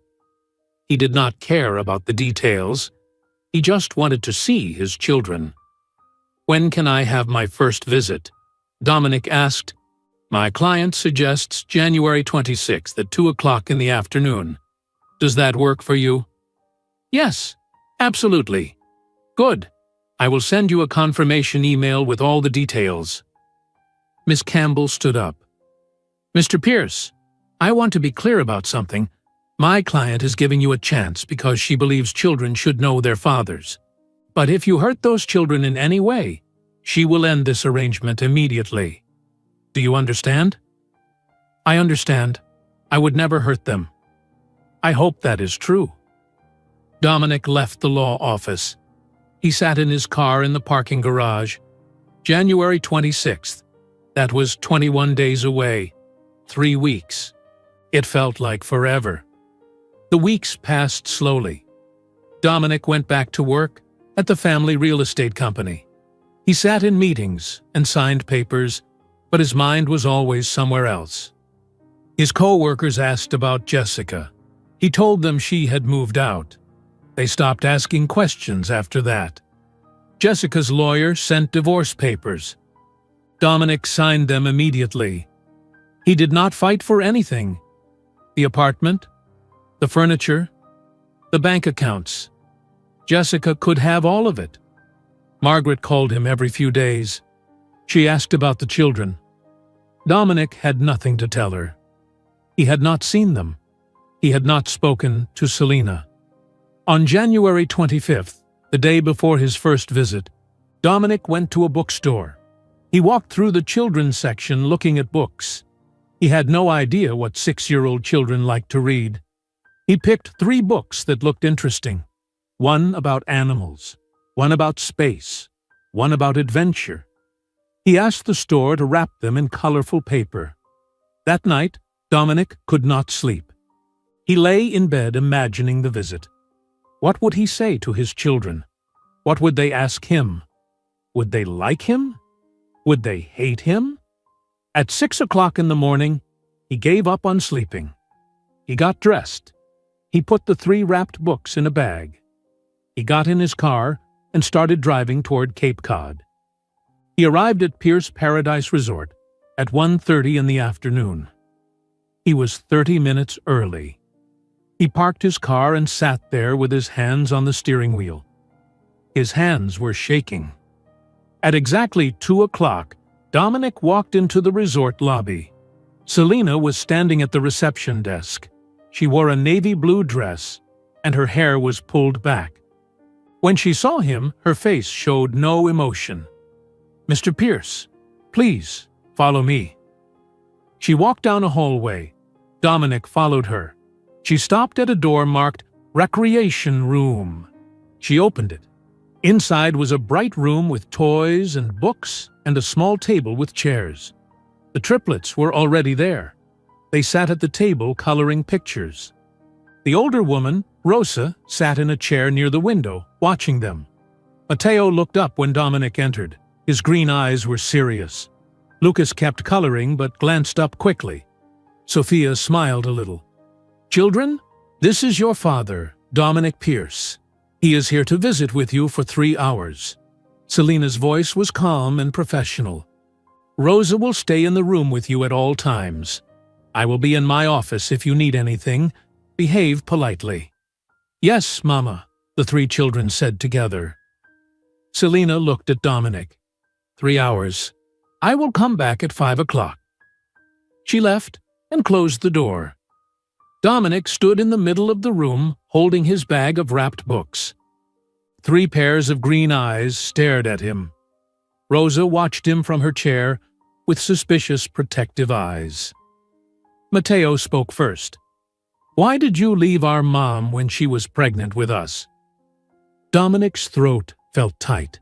He looked at Matteo's serious face and tried to find the right words. "I did not know your mother was pregnant. I did not know you existed until I saw you at the resort last month." "That does not make sense," Matteo said. He put down his crayon. "Moms always tell dads about babies. Your mother tried to tell me. She sent me letters, but I did not read them. I had told my office to send them back." "Why?" Sophia asked. She stopped coloring and looked up at him with big green eyes. "Because I was angry when your mother and I broke up. I thought blocking her would make me feel better. But I was wrong." Lucas finally spoke. His voice was very quiet. "So you did not want to know about us?" Dominic felt like someone had stabbed him in the chest. "No, that is not what I meant. I did not know your mother was trying to tell me about you. If I had known, I would have come right away." "I do not believe you," Matteo said. He crossed his arms. "Mama said your grandmother was mean to her. She said you did not protect her. Why would we think you would protect us?" Dominic had no good answer. He stood there, holding his bag of wrapped books, feeling completely helpless. Rosa spoke from her chair. "Children, give him a chance to visit. Your mother said to be polite." Sophia pointed at Dominic's bag. "What is in there?" "I brought you some presents. I did not know what you liked, so I guessed." "Can we see?" Sophia asked. Dominic walked to the table and set down the bag. He took out the 3 wrapped books. "I do not know which one is for who. You can choose." Sophia immediately grabbed the book with blue wrapping paper. She tore it open. "It is a book about animals. I love animals." Lucas took the book with green paper. He opened it carefully. "A book about adventure. Thank you." Matteo did not take the last book. "I do not need presents from you." "Matteo," Rosa said gently, "that is not polite." Matteo looked at Rosa. Then he took the book and opened it. It was about space and planets. His face changed a little. "I like space," he said quietly. "I am glad," Dominic said. He pulled a chair over to the table. "Can I sit with you while you color?" The children did not answer, but they did not tell him to go away. Dominic sat down. Sophia pushed a box of crayons toward him. "Do you want to color with us?" she asked. "I am not very good at coloring." "That is okay. We can teach you." Sophia handed him a blank piece of paper. For the next 20 minutes, they colored in silence. Dominic drew a bad picture of a house. Sophia drew a cat. Lucas drew an ocean with fish. Matteo drew a soccer ball. "Do you play soccer?" Dominic asked Matteo. "Yes, I play every Saturday at the park in town." "Are you good?" "I am the best on my team." Matteo said this with confidence, not bragging, just stating a fact. "I played soccer when I was young," Dominic said. "I was not the best, though. I was okay." "What position did you play?" "Defense, mostly. I play forward. I score a lot of goals." This was the longest conversation Matteo had with him. Dominic felt hope grow in his chest. Lucas held up his drawing. "Do you like it?" Dominic looked at the picture of the ocean. Lucas had drawn different shades of blue water and orange fish. "That is really beautiful. You are talented." Lucas smiled. It was a small smile, but it was there. "I like to draw. Mama says I can take art classes when I am older." "What about you, Sophia?" Dominic asked. "What do you like to do?" "I like to read books and play with cats. We have 2 cats at our villa. Their names are Luna and Star. Do you have any pets?" "No, I do not have any pets." "That is sad. Everyone should have a pet." The 3 hours passed slowly. The children asked Dominic questions about Boston and where he lived. He told them about his apartment and his work. They told him about their school and their friends. Matteo talked the most about soccer. Lucas showed Dominic more of his drawings. Sophia talked about the books she was reading, but they never called him Dad. They called him Dominic. And they watched Rosa constantly to make sure she was still there, watching. At exactly 5 o'clock, Selena opened the door. "Time is up." The children immediately got up and ran to their mother. Sophia hugged Selena's legs. Matteo and Lucas stood close to her. "Did you behave?" Selena asked them. "Yes, Mama," they said together. "Good. Go to Rosa. She will take you home for dinner." Rosa stood and took the children's hands. She led them out of the room. Sophia waved goodbye to Dominic as she left. Selena looked at Dominic. "How was the visit?" "It was good. They are wonderful children. You raised them well." "Yes, I did." Selena's voice was flat. "Your next visit is February 26th. Same time. Do not be late." "I will be here." Selena left without another word. Dominic drove back to Boston. The apartment felt emptier than before. Now he knew what he was missing. 3 children with his eyes and his smile. 3 children who did not trust him yet. The next day, papers arrived from Jessica's lawyer. Divorce papers. Dominic called his own lawyer and told him to give Jessica whatever she wanted. The house, half of their savings, everything. His lawyer protested, but Dominic did not care. "Just get it done quickly," Dominic said. "I do not want to fight." February 26th came. Dominic drove to Cape Cod again. He brought the children small gifts this time. A telescope for Matteo because he liked space. Watercolor paints for Lucas because he liked art. Books about cats for Sophia because she loved animals. The children accepted the gifts more easily this time. Matteo even said thank you without Rosa reminding him. "Can you show me how to use the telescope?" Matteo asked. "Yes. Maybe we can look at the moon sometime." "That would be good." Lucas opened the watercolor paints immediately. "Can we paint today?" "Of course," Dominic said. They spent the 3 hours painting together. Lucas was very good. He painted a sunset with orange and pink and purple. Sophia painted her cats. Matteo painted a soccer field. Dominic painted a beach. "Your beach looks weird," Sophia said. She was not being mean, just honest. I know, I am not good at painting. You need more practice, Lucas said seriously. The visits continued once a month.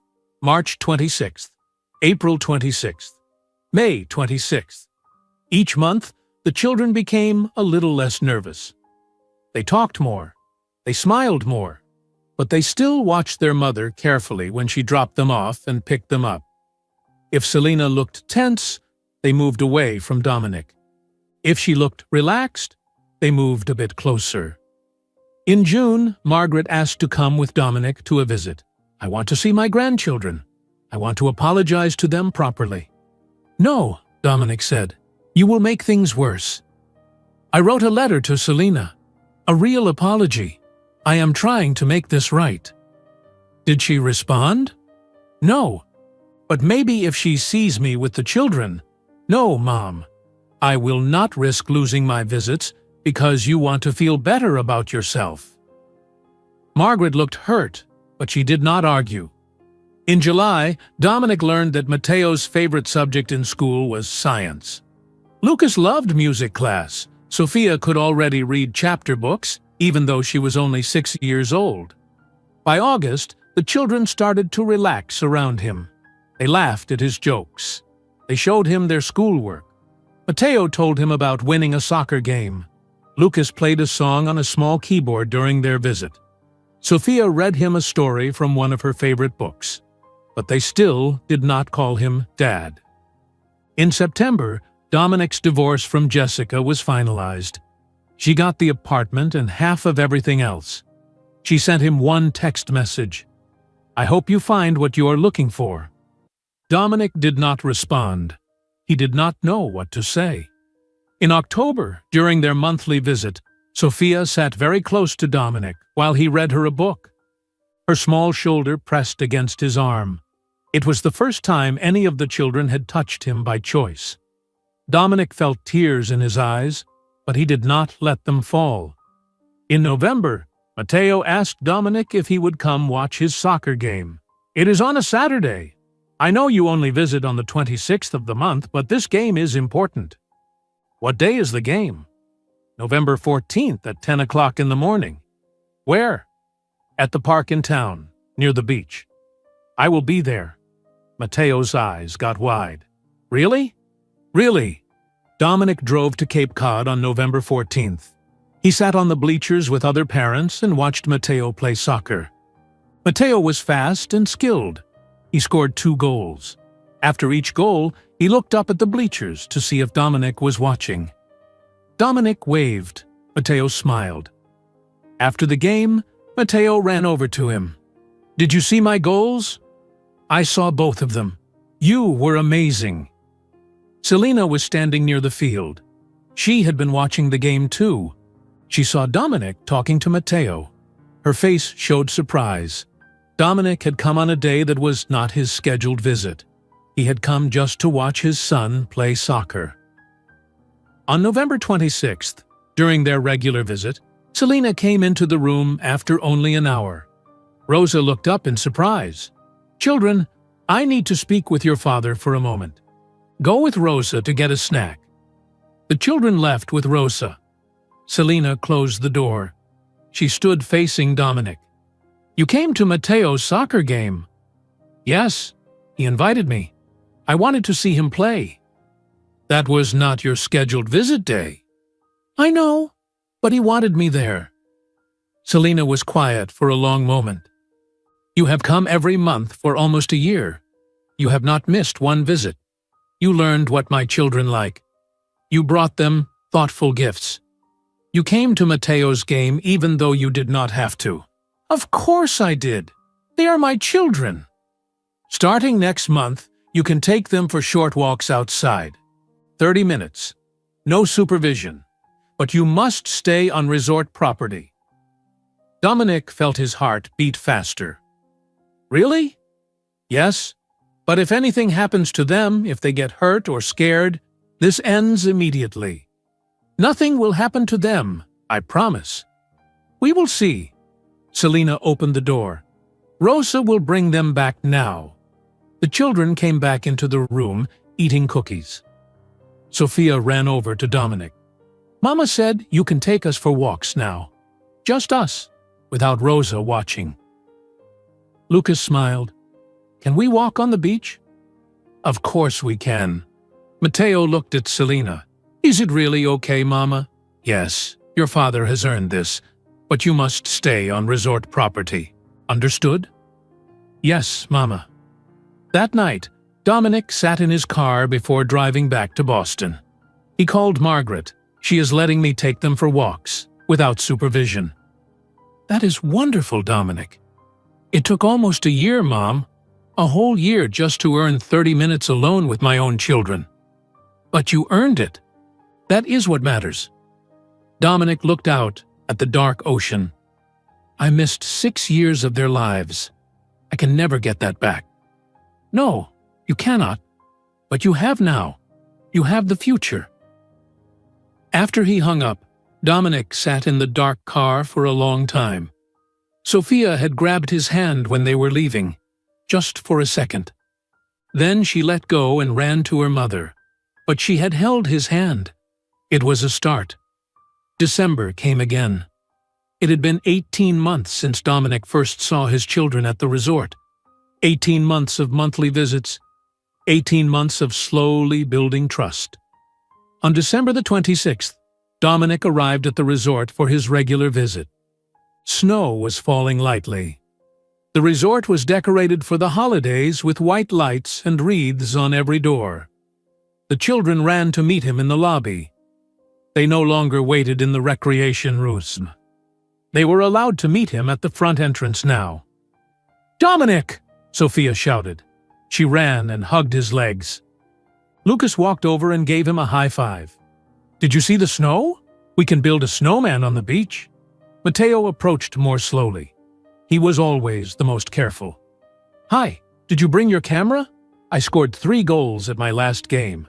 I want to show you the field." "I brought it. We can take pictures." They walked to the beach together. No supervision. Selena had given Dominic permission for unsupervised visits 6 months ago, after he had proven himself reliable for a full year. They built a snowman on the sand near the water. Sophia found stones for the eyes. Lucas used seaweed for the hair. Matteo made the snowman hold a stick like a soccer ball. "This is the best snowman ever," Sophia declared. "Can we take a picture?" Lucas asked. Dominic took out his phone. "Everyone stand next to the snowman." The 3 children stood together and smiled. Dominic took several pictures. Then Lucas ran over and pulled Dominic toward the snowman. "You have to be in the picture, too." "Who will take it?" "We can ask Mama. She is watching from the balcony." Dominic looked up at the resort building. Selena stood on a balcony on the 3rd floor. She was too far away to see her face clearly, but he knew she was watching them. She always watched when the children were with him. They ran up to the resort and found Selena in her office. Sophia knocked on the door. "Come in," Selena called. The children ran inside. Dominic followed them. Selena's office was neat and organized. She was working on her computer. She wore a gray sweater and her hair was pulled back. "Mama, can you take a picture of us with our snowman?" Sophia asked. "We want Dominic in the picture too." Selena looked at Dominic, then back at Sophia. "Of course." They all walked back to the beach. Selena took Dominic's phone. The children arranged themselves around the snowman. Dominic stood behind them. He put his hands on Matteo's and Lucas's shoulders. Sophia leaned against his side. "Everyone smile," Selena said. They smiled. Selena took 3 pictures. She handed the phone back to Dominic. "I need to get back to work. Be inside in 1 hour for lunch." "Okay, Mama," the children said together. Selena walked back toward the resort. Dominic watched her go. He wanted to say something to her, but he did not know what. After playing in the snow for another 30 minutes, they went inside to the resort restaurant for lunch. The children ordered pizza and juice. Dominic ordered a sandwich he did not really want. "Can you come to my art show next month?" Lucas asked. "It is at our school on January 15th. "I will be there." "What about my soccer tournament?" Matteo asked. "It is January 22nd. "I will come to that too." Sophia grabbed Dominic's hand across the table. "Can you come to my birthday party? It is February 12th. We are having cake and games at the resort." "All three of you have the same birthday, right?" "Yes, we are triplets." Sophia said this like it was obvious. "Rosa is making a big cake. Will you come?" Dominic felt his throat get tight. "I would love to come to your birthday party." "Good," Sophia said. She went back to eating her pizza. During that visit, something changed. When Dominic was leaving at 5 o'clock, Matteo hugged him goodbye. It was quick, just a fast hug. But it happened. "See you next month, Dad," Matteo said. Dominic froze. "What did you call me?" Matteo's face turned red. "I mean Dominic." "Sorry." "No, you can call me Dad if you want to. I would like that." "Okay. See you next month, Dad." Dominic drove back to Boston with tears running down his face. His son had called him Dad. 2 weeks later, Dominic attended Lucas's art show. The school gymnasium was full of parents looking at children's artwork displayed on the walls. Lucas's watercolor paintings were beautiful. One painting showed the resort at sunset. Another showed the ocean during a storm. Selena was there with Rosa. They stood near Lucas's paintings talking to the art teacher. Dominic stayed on the other side of the room. He did not want to make Selena uncomfortable, but Lucas saw him and ran over. "You came!" "Of course I came! Your paintings are incredible." "Mama said she is proud of me. The teacher said I have natural talent." "They are both right." Lucas pulled Dominic over to meet the art teacher. Selena watched from nearby. Her face showed surprise again. Dominic kept showing up. For games, for school events, for everything the children invited him to. A week later, Dominic went to Matteo's soccer tournament. He sat on the bleachers bundled in a winter coat. Matteo played 3 games that day. His team won 2 and lost 1. Matteo scored 5 goals total. After the final game, Matteo ran over to Dominic. "Did you see all my goals?" "I saw every single one. You were the best player on the field." "Really?" "Really?" Matteo grinned. Then he hugged Dominic. Not a quick hug this time. A real hug. "Thanks for coming, Dad." That night, Dominic called Selena's number. She had given him her phone number 6 months ago so he could coordinate attending the children's events. She answered after 3 rings. "Is something wrong?" Selena asked. "No, everything is fine. I just wanted to talk to you." "About what?" "About us?" Selena was quiet for a long moment. "There is no us, Dominic." "I know, but I want there to be. I want to try again." "No. Please, Selena. I know I made terrible mistakes, but I have changed. I am not the same person I was 7 years ago." "That does not matter. I do not love you anymore." "Are you sure?" "Yes. I am completely sure." Selena's voice was firm. "I let you back into my children's lives because they deserve to have a father. But that is all. I do not need you, Dominic. I built my life without you. I am happy without you." "I see. Do not ask me again. The answer will always be no." Selena ended the call. Dominic sat in his apartment holding his phone. He had hoped that maybe after seeing him with the children, after watching him show up consistently for 18 months, Selena might give him another chance. But she would not. On February 12th, Dominic drove to Cape Cod for the triplets' birthday party. The resort recreation room was decorated with balloons and streamers. There were about 15 children from the triplets' school, plus Rosa, and some resort staff. Selena had organized games and activities. Pin the tail on the donkey, musical chairs, a treasure hunt. The children ran around laughing and playing. Rosa brought out a huge birthday cake with 7 candles on it. Everyone sang Happy Birthday. The triplets blew out the candles together. Dominic gave each child a present. He gave Matteo a professional soccer ball. He gave Lucas a set of oil paints. He gave Sophia a book series she had been wanting. "Thank you, Dad." Sophia hugged him hard. Lucas hugged him too. "These paints are exactly what I wanted." Matteo just smiled and said, "Thanks, Dad." All 3 children had called him Dad now. It felt right, natural. It had taken 18 months, but they finally trusted him enough to call him their father. After the party ended and the other children left, Dominic helped Selena clean up. They threw away paper plates and picked up pieces of wrapping paper from the floor. "Thank you for letting me be part of their birthday," Dominic said. "They wanted you here. I was not going to say no." "They are amazing kids, Selena. You did an incredible job raising them." "I know."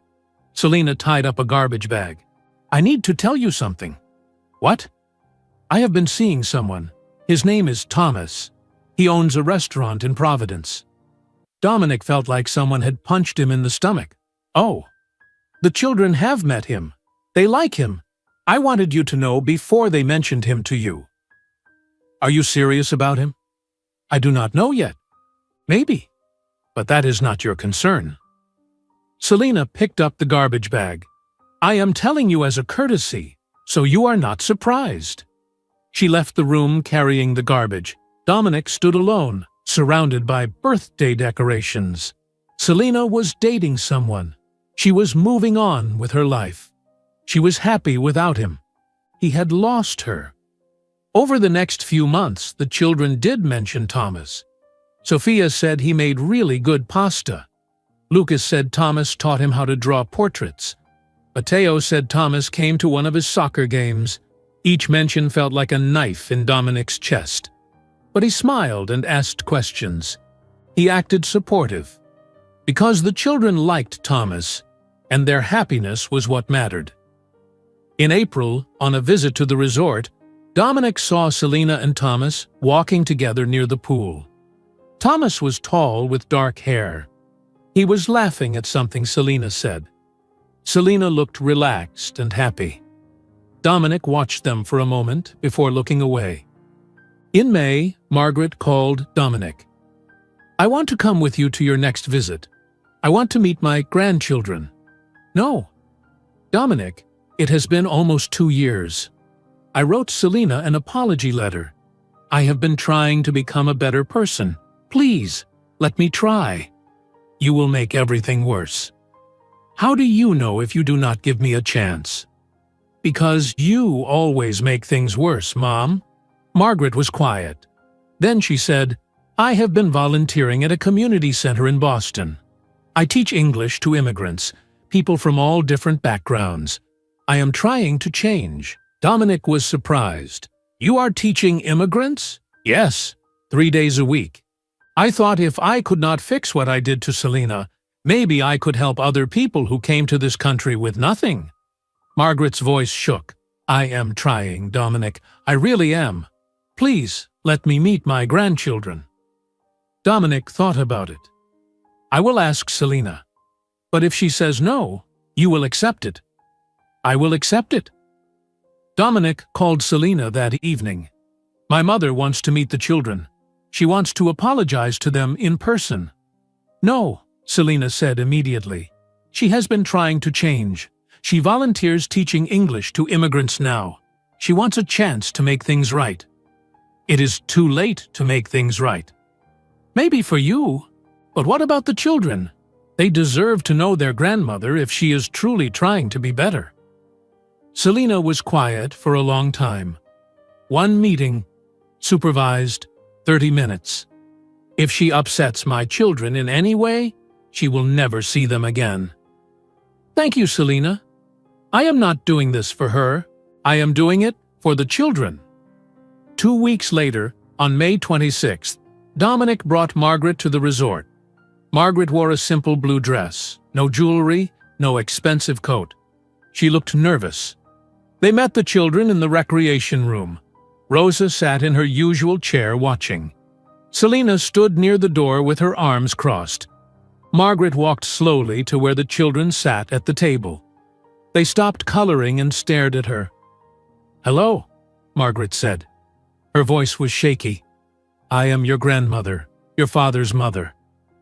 Matteo looked at her with serious eyes. "You are the one who was mean to our mom." Margaret's face crumpled. "Yes, I was very mean to your mother. I made terrible mistakes. I am so sorry." "Why were you mean to her?" Sophia asked. "Because I thought I was better than other people. I thought having money made me important. I was wrong. Your mother is incredible. She is strong and smart and brave. I was the weak one. I was the one who should have been ashamed." Lucas tilted his head. "Do you still think you are better than everyone? No.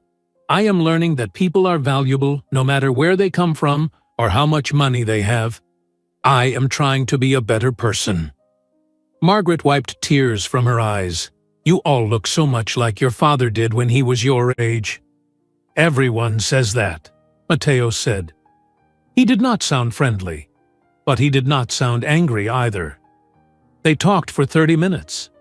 Margaret asked about their school and hobbies. She listened carefully when they answered. She did not brag about her money or her family name. She was just a grandmother trying to meet her grandchildren. When the 30 minutes ended, Selina opened the door. "Time is up." Margaret stood. "Thank you for letting me meet you. All three of you are wonderful. I hope someday you can forgive me for hurting your mother." "Maybe," Sophia said, "but you have to prove you are nice now." "I will try my best." Margaret left with Dominic. In the parking lot she cried. "They are beautiful children, smart and kind. Selina raised them so well." "Yes, she did. I wasted 7 years. 7 years I could have known them." "Yes, you did." Margaret got into the car. "Can I send them birthday cards? Can I try to be part of their lives?" "You can send cards, but visiting again depends on them. If they ask to see you, Selina might allow it. If not, you have to accept that." "I understand." They drove back to Boston in silence. Dominic dropped Margaret at her apartment. She looked small and old walking inside alone. That night, Selina called Dominic. "Your mother was respectful today," Selina said. "She apologized to the children directly. That was good. Does that mean you might let her visit again?" "I will ask the children if they want to see her again. If they say yes, I will allow supervised visits, but only if they want it." "Thank you for giving her a chance." "I am not doing it for her. I am doing it for the children. Children should know their grandmothers if possible." Selina paused. "Even grandmothers who made terrible mistakes." After they hung up, Dominic looked at the pictures on his phone. Pictures of his children. Pictures of their snowman. Pictures of birthday parties. And soccer games. And art shows. He had missed their first 6 years, but he was here now. He showed up every month. He went to every event. He was building a relationship with them piece by piece.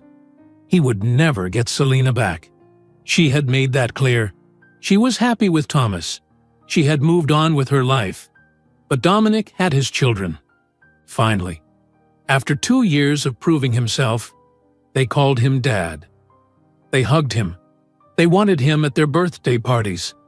It was not everything he wanted, but it was more than he deserved. Summer came. 2 years had passed since Dominic first walked into Pierce Paradise Resort and saw his children.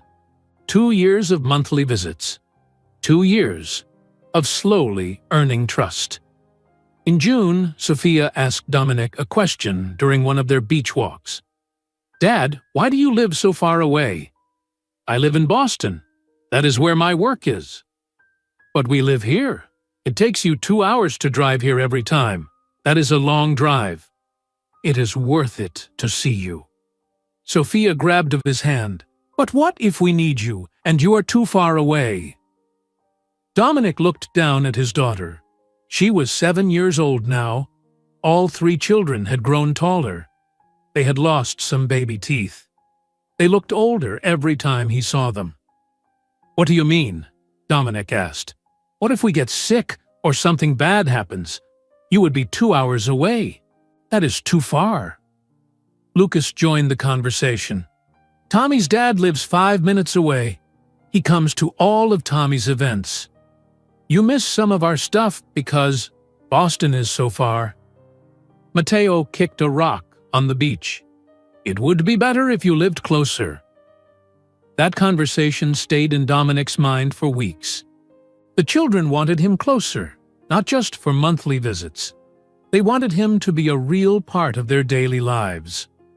In July, Dominic made a decision. He called his brother, who worked at the family real estate company in Boston. I am quitting, Dominic said. I want to move to Cape Cod. Are you serious?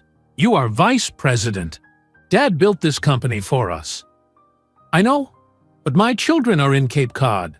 I need to be closer to them. What will you do for work? I will figure it out. Maybe I can work remotely. Maybe I will find something local. I do not know yet, but I know I need to be there. His brother was quiet. Then he said, I understand. Family is important. Dominic started looking for houses near the resort. He found a small 3-bedroom house 20 minutes away.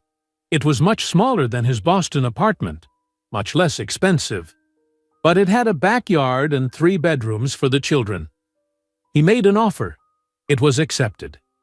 In August, Dominic told the children about his decision during their monthly visit. I bought a house here in Cape Cod. I am moving here permanently. Sophia's eyes got huge. Really? You are moving here? Yes, I will be 20 minutes away instead of 2 hours away. Lucas smiled. That is so much better. Mateo looked suspicious. Why are you moving here? Because you are here. I want to be close to you. I want to be able to come to all your soccer games and art shows. I want to be a real dad, not just a visiting dad. What about your job in Boston? Mateo asked. I quit. I will find work here. The children looked at each other. Then Sophia ran over and hugged Dominic. This is the best news ever. Lucas hugged him too. Even Mateo smiled. Selena heard about the move from the children. She called Dominic that evening. The children said you are moving to Cape Cod.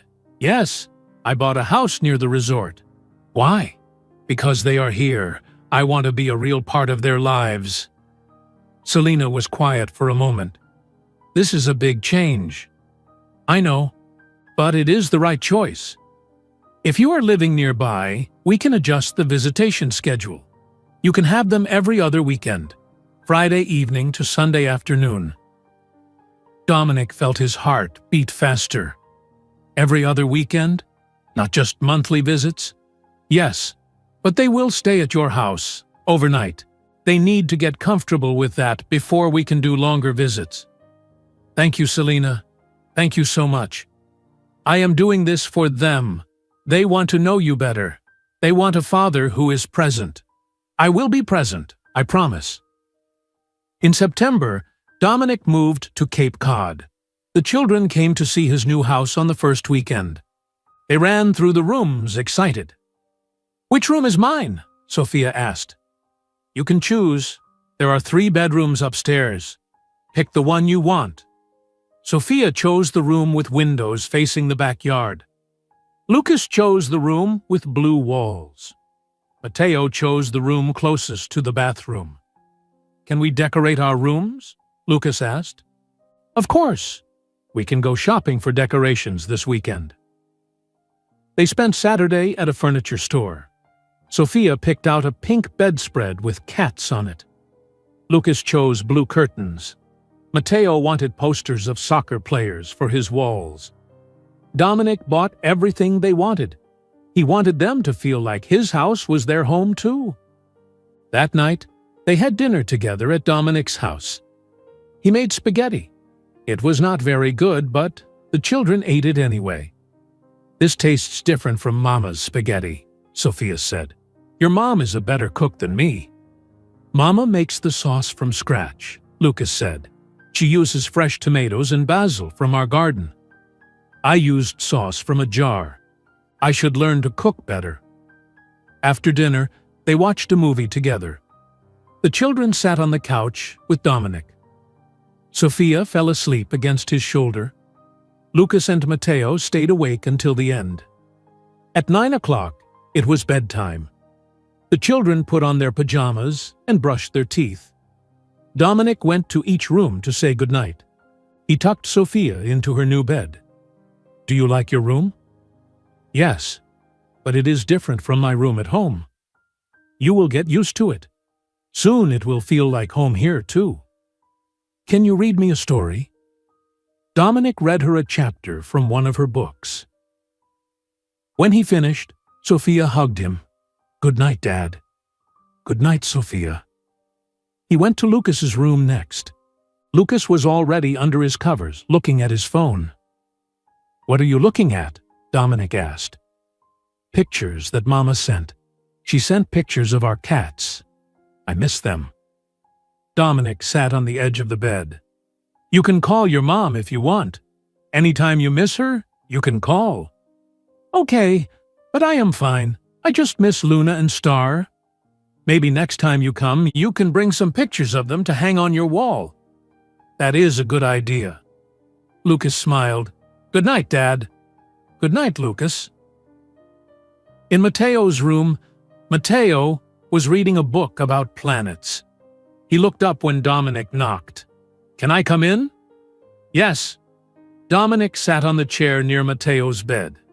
"How do you feel about sleeping here tonight?" "It is fine. The bed is comfortable." "Are you nervous at all?" Matteo closed his book. "A little. We never stayed anywhere without Mama before, but Rosa said it is good to spend time with you. She said you worked hard to be a good dad." "Rosa said that?" "Yes. She used to not like you, but now she says you are okay." Dominic laughed. "I am glad Rosa thinks I am okay." "Dad, can I ask you something?" "Anything." "Do you wish you had been there when we were born? Do you wish you knew about us from the beginning?" Dominic felt tears in his eyes. "Yes. Every single day I wish that. I missed so much. Your first words, your first steps. All the important moments. I will always regret that. It is not completely your fault. Mama said your office sent her letters back. She said your mother was mean to her. She said you made mistakes, but you are trying to fix them now." "Your mother said that?" "Yes. She does not talk about you much, but sometimes when we ask questions, she answers honestly. She said you were weak before, but you are stronger now." Dominic did not know what to say. Selena still thought he was weak 7 years ago, but she saw that he was trying now. "I am trying to be the father you deserve," Dominic said. "I know I cannot change the past, but I can be here now." "That is good enough," Matteo said. "Good night, Dad." "Good night, Matteo." That night, Dominic lay in his own bed in his new house. Down the hall were his 3 children sleeping. It felt surreal. He had a house full of kids now. He was a real father now. But around midnight, he heard a door open. Small footsteps in the hallway. A quiet knock on his door. "Come in," Dominic said. Sophia opened the door. She was holding her pillow and a stuffed cat. "I cannot sleep. I miss Mama. Do you want to call her?" "She is sleeping. I do not want to wake her up." Sophia's eyes filled with tears. "Can I sleep in here with you?" "Of course. Come here." Sophia climbed into the bed. She curled up next to Dominic, holding her stuffed cat. "At home, when I cannot sleep, I go to Mama's room. She lets me sleep in her bed. You can sleep here. It is okay." Sophia closed her eyes. Within a few minutes, She was asleep. Dominic stayed awake for a long time watching her breathe. Sunday morning, the children woke up early. They made noise in the kitchen trying to make breakfast. Dominic got up and found them pulling out cereal boxes and milk. "Good morning," Dominic said. "Did you sleep well?" "Yes," Lucas said, "but we woke up early. At home, Mama makes us pancakes on Sunday mornings." "I can try to make pancakes." "You know how?" Matteo asked. "I can follow a recipe." Dominic found a recipe on his phone. He mixed flour and eggs and milk. The first pancake burned. The second one was too runny. The third one was almost right. The children ate the pancakes anyway. They covered them in syrup and butter. "These are okay," Sophia said, "but Mama's are better." "Mama makes them shaped like animals," Lucas said. "She makes elephant pancakes and cat pancakes." "I do not know how to do that," Dominic admitted.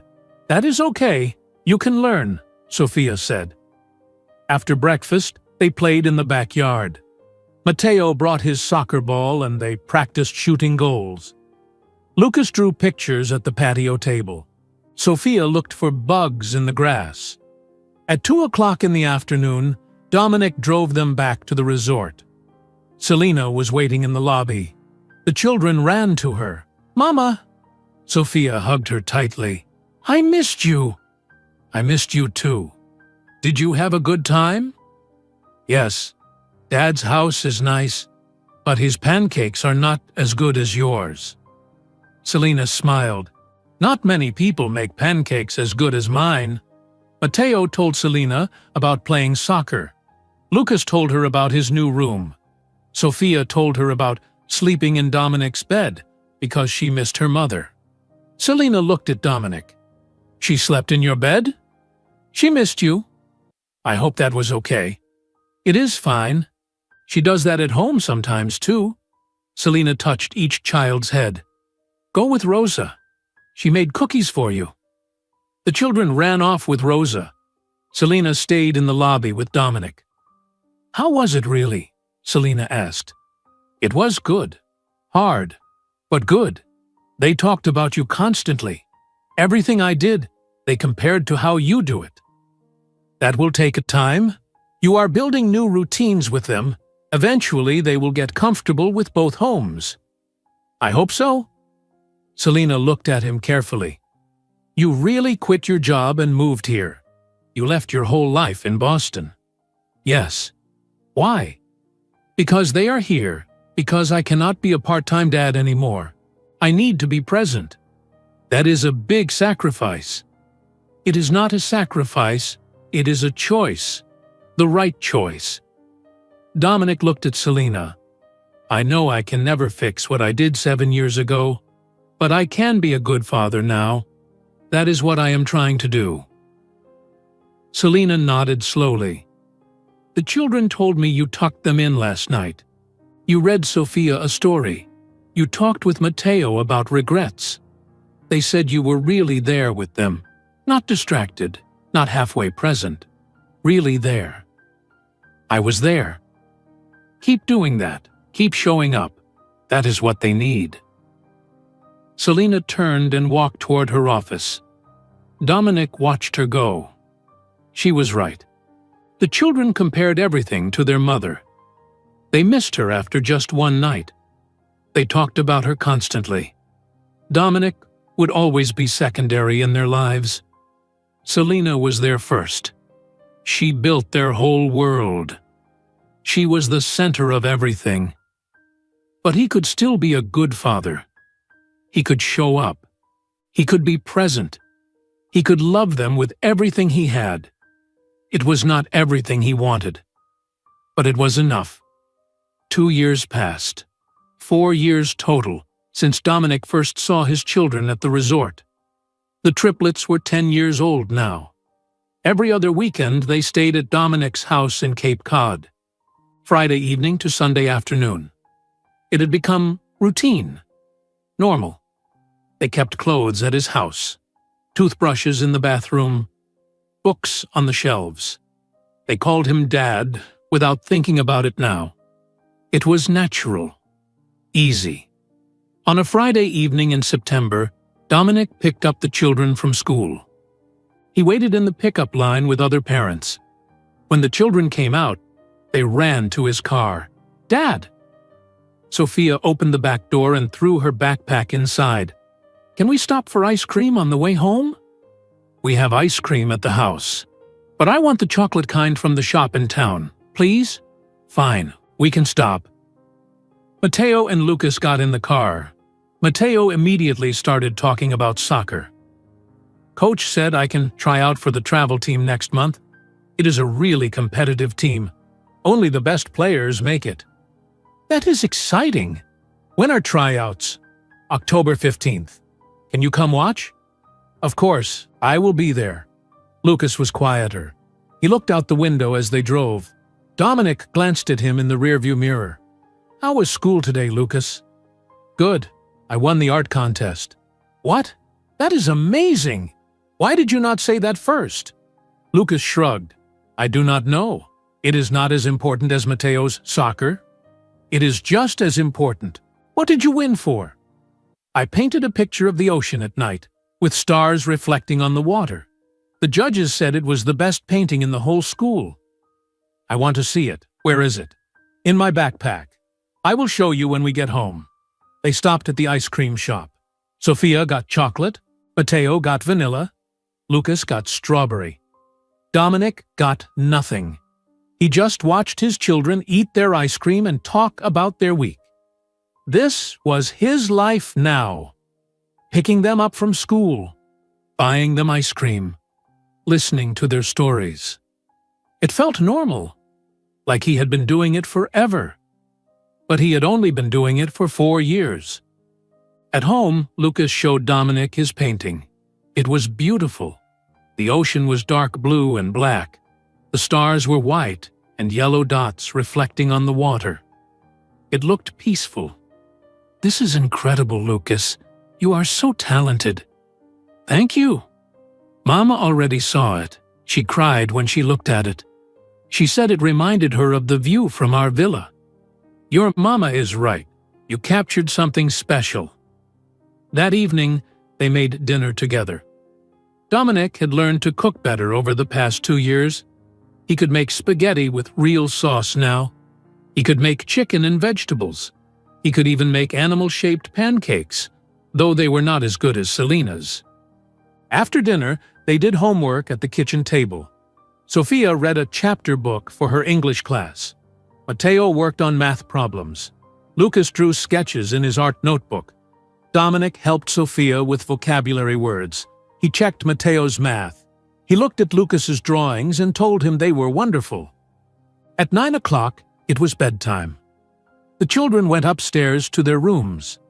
Dominic said goodnight to each one. Sophia hugged him. "Good night, Dad. I love you." "I love you too, Sophia." Lucas hugged him too. "Good night, Dad." "Good night, Lucas. Congratulations again on winning the art contest." In Mateo's room, Mateo was already in bed reading a book about soccer strategies. "Good night, Mateo." "Good night, Dad. Thanks for saying you will come to my tryouts." "I would not miss it." Dominic went downstairs and sat on his couch. His phone buzzed. A text from Selena. "The children forgot their library books at the villa. They need them for school Monday. Can you pick them up tomorrow morning?" Dominic texted back. "Yes. What time should I come by?" 10 o'clock. I will leave them on the front porch." The next morning, Dominic drove to the resort. He had not been inside Selena's villa since that night 4 years ago when she told him to leave her property. He always picked up the children at the resort lobby or at their school. When he arrived at the villa, Selena was standing on the front porch. She held a bag with 3 library books inside. She wore jeans and a white t-shirt. Her hair was down. She looked beautiful. "Here are the books," Selena said. She handed him the bag. "Thank you." Selena started to go back inside, but Dominic spoke. "Selena, wait. Can I talk to you for a minute?" "About what?" "About the children. About us. About everything. Selina crossed her arms. There is no us, Dominic. We have talked about this before. I know you are with Thomas. The children told me. They said he is nice. They said he comes to their school events sometimes. Yes, Thomas is part of my life now. The children like him. Are you going to marry him? That is none of your business. It is my business if my children are going to have a stepfather. Selina's eyes got hard. You do not get to have an opinion about my life. You lost that right 7 years ago. I let you back into the children's lives because they deserve a father. But I do not owe you anything else. I do not owe you information about my relationships. I do not owe you explanations. I built my life without you. I know. You just what? You want me back? You think if you show up enough times, I will forget what you did? Selina stepped closer to him. I do not love you anymore, Dominic. I am happy without you. I have a successful business. I have healthy children. I have a man who respects me and treats me well. I do not need you. I understand. Do you? Because you keep looking at me like you think something might change. Nothing will change. This is as close as you will ever get to me. Co-parenting. That is it. Dominic nodded. Okay, I hear you. Good. Now take the books to the children. Selina went back inside the villa and closed the door. Dominic stood on the porch holding the bag of library books. He had his answer. Selina had moved on completely. She was happy. She did not need him or want him. He drove back to his house. The children were awake and eating cereal in the kitchen. Did you get our books? Sophia asked. Yes, they are in the bag. That afternoon, they went to the beach. The September weather was warm, but not hot. Perfect beach weather. Matteo brought his soccer ball. Lucas brought his sketchbook. Sophia brought a book to read. They built a sand castle together. A huge one with towers and walls and a moat. Sophia found shells to decorate it. Lucas drew a picture of it in his sketchbook. Matteo kicked his soccer ball near the water. Other families played on the beach nearby. Parents watched their children. Couples walked hand in hand along the water. It was a perfect day. Dad, can you play soccer with me? Matteo asked. Sure. They kicked the ball back and forth. Matteo was fast and skilled. He could control the ball better than Dominic could. But Dominic tried his best. Sophia put down her book and joined them. She was not as good as Matteo, but she tried hard. Lucas eventually joined too. They played for an hour until everyone was tired. They lay on the sand together looking up at the sky. Clouds moved slowly above them. This is a good day, Sophia said. Yes, it is, Dominic agreed. I wish all days were like this, Lucas said. Just us having fun. Me too, Matteo said. Dominic looked at his 3 children lying in the sand. They were happy. They were healthy. They felt safe with him. It had taken 4 years, but he had built a real relationship with them. That evening, Dominic drove them back to the resort. Selina was waiting in the lobby. The children ran to her and hugged her. We built the biggest sandcastle ever, Sophia said. We played soccer for a whole hour, Matteo said. I drew 5 new pictures, Lucas said. Selina smiled and listened to all their stories. Then she looked at Dominic. Thank you for this weekend. They are my children. You do not need to thank me. Still, thank you. The children left with Selina. Dominic walked back to his car alone. He drove home to his empty house. The next week, Dominic attended Lucas's school art show. Lucas's winning painting was displayed in the main hallway. Other parents stopped to look at it and compliment Lucas. Selina was there too, standing with Rosa. Thomas was with her. He had his arm around her waist.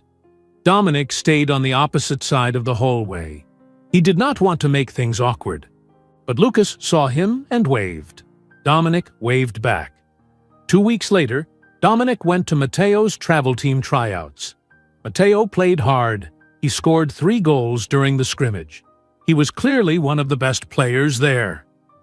When the coaches announced who made the team, Matteo's name was first on the list.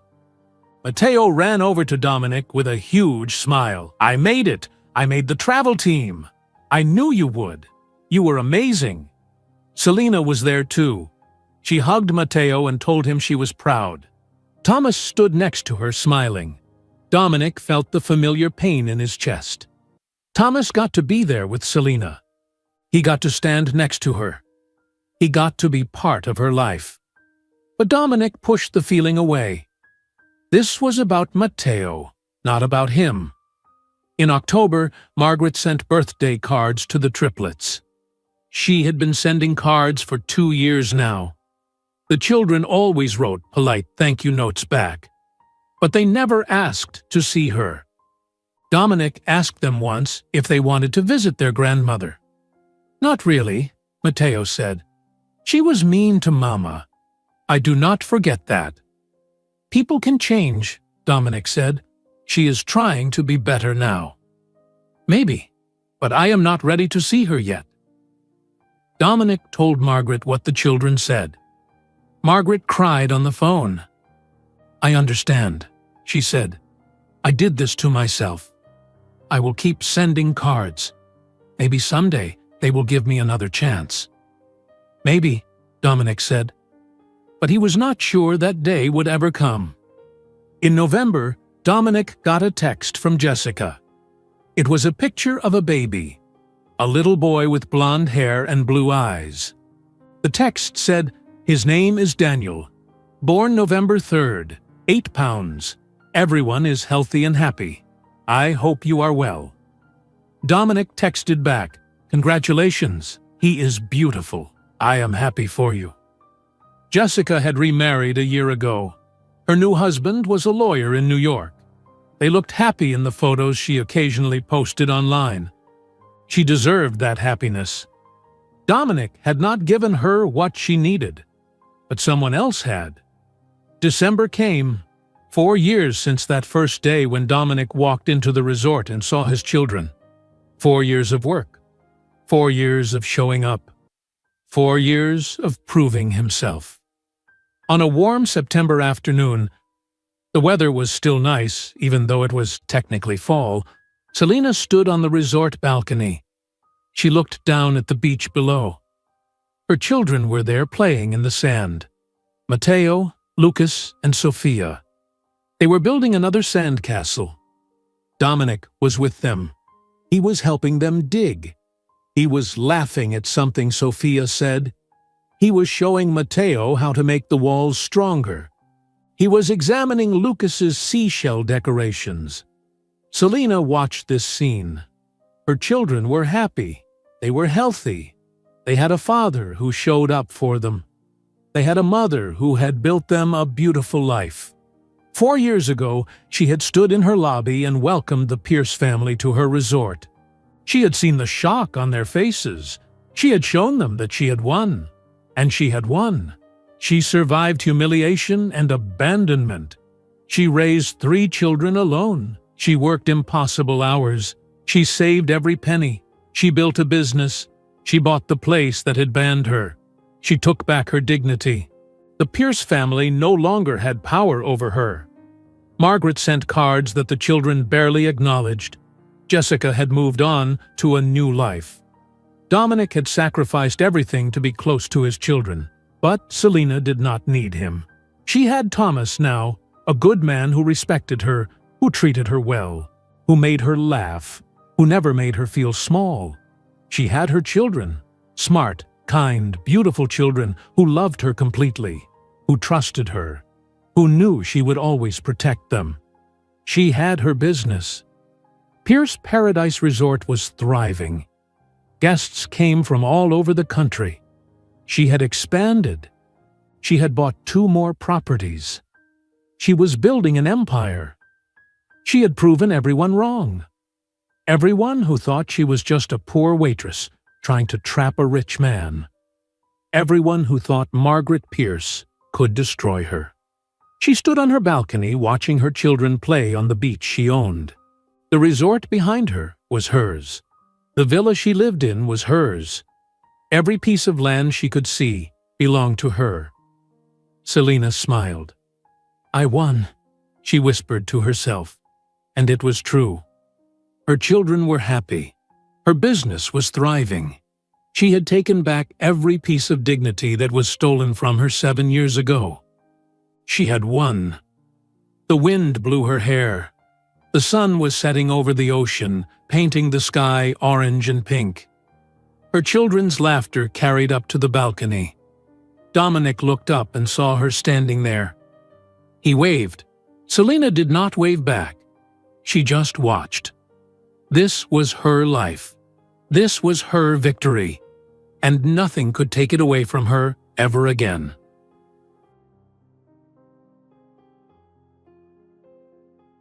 If you enjoyed today's video, I'm sure you'll love the next one. Don't waste time. Just click on the screen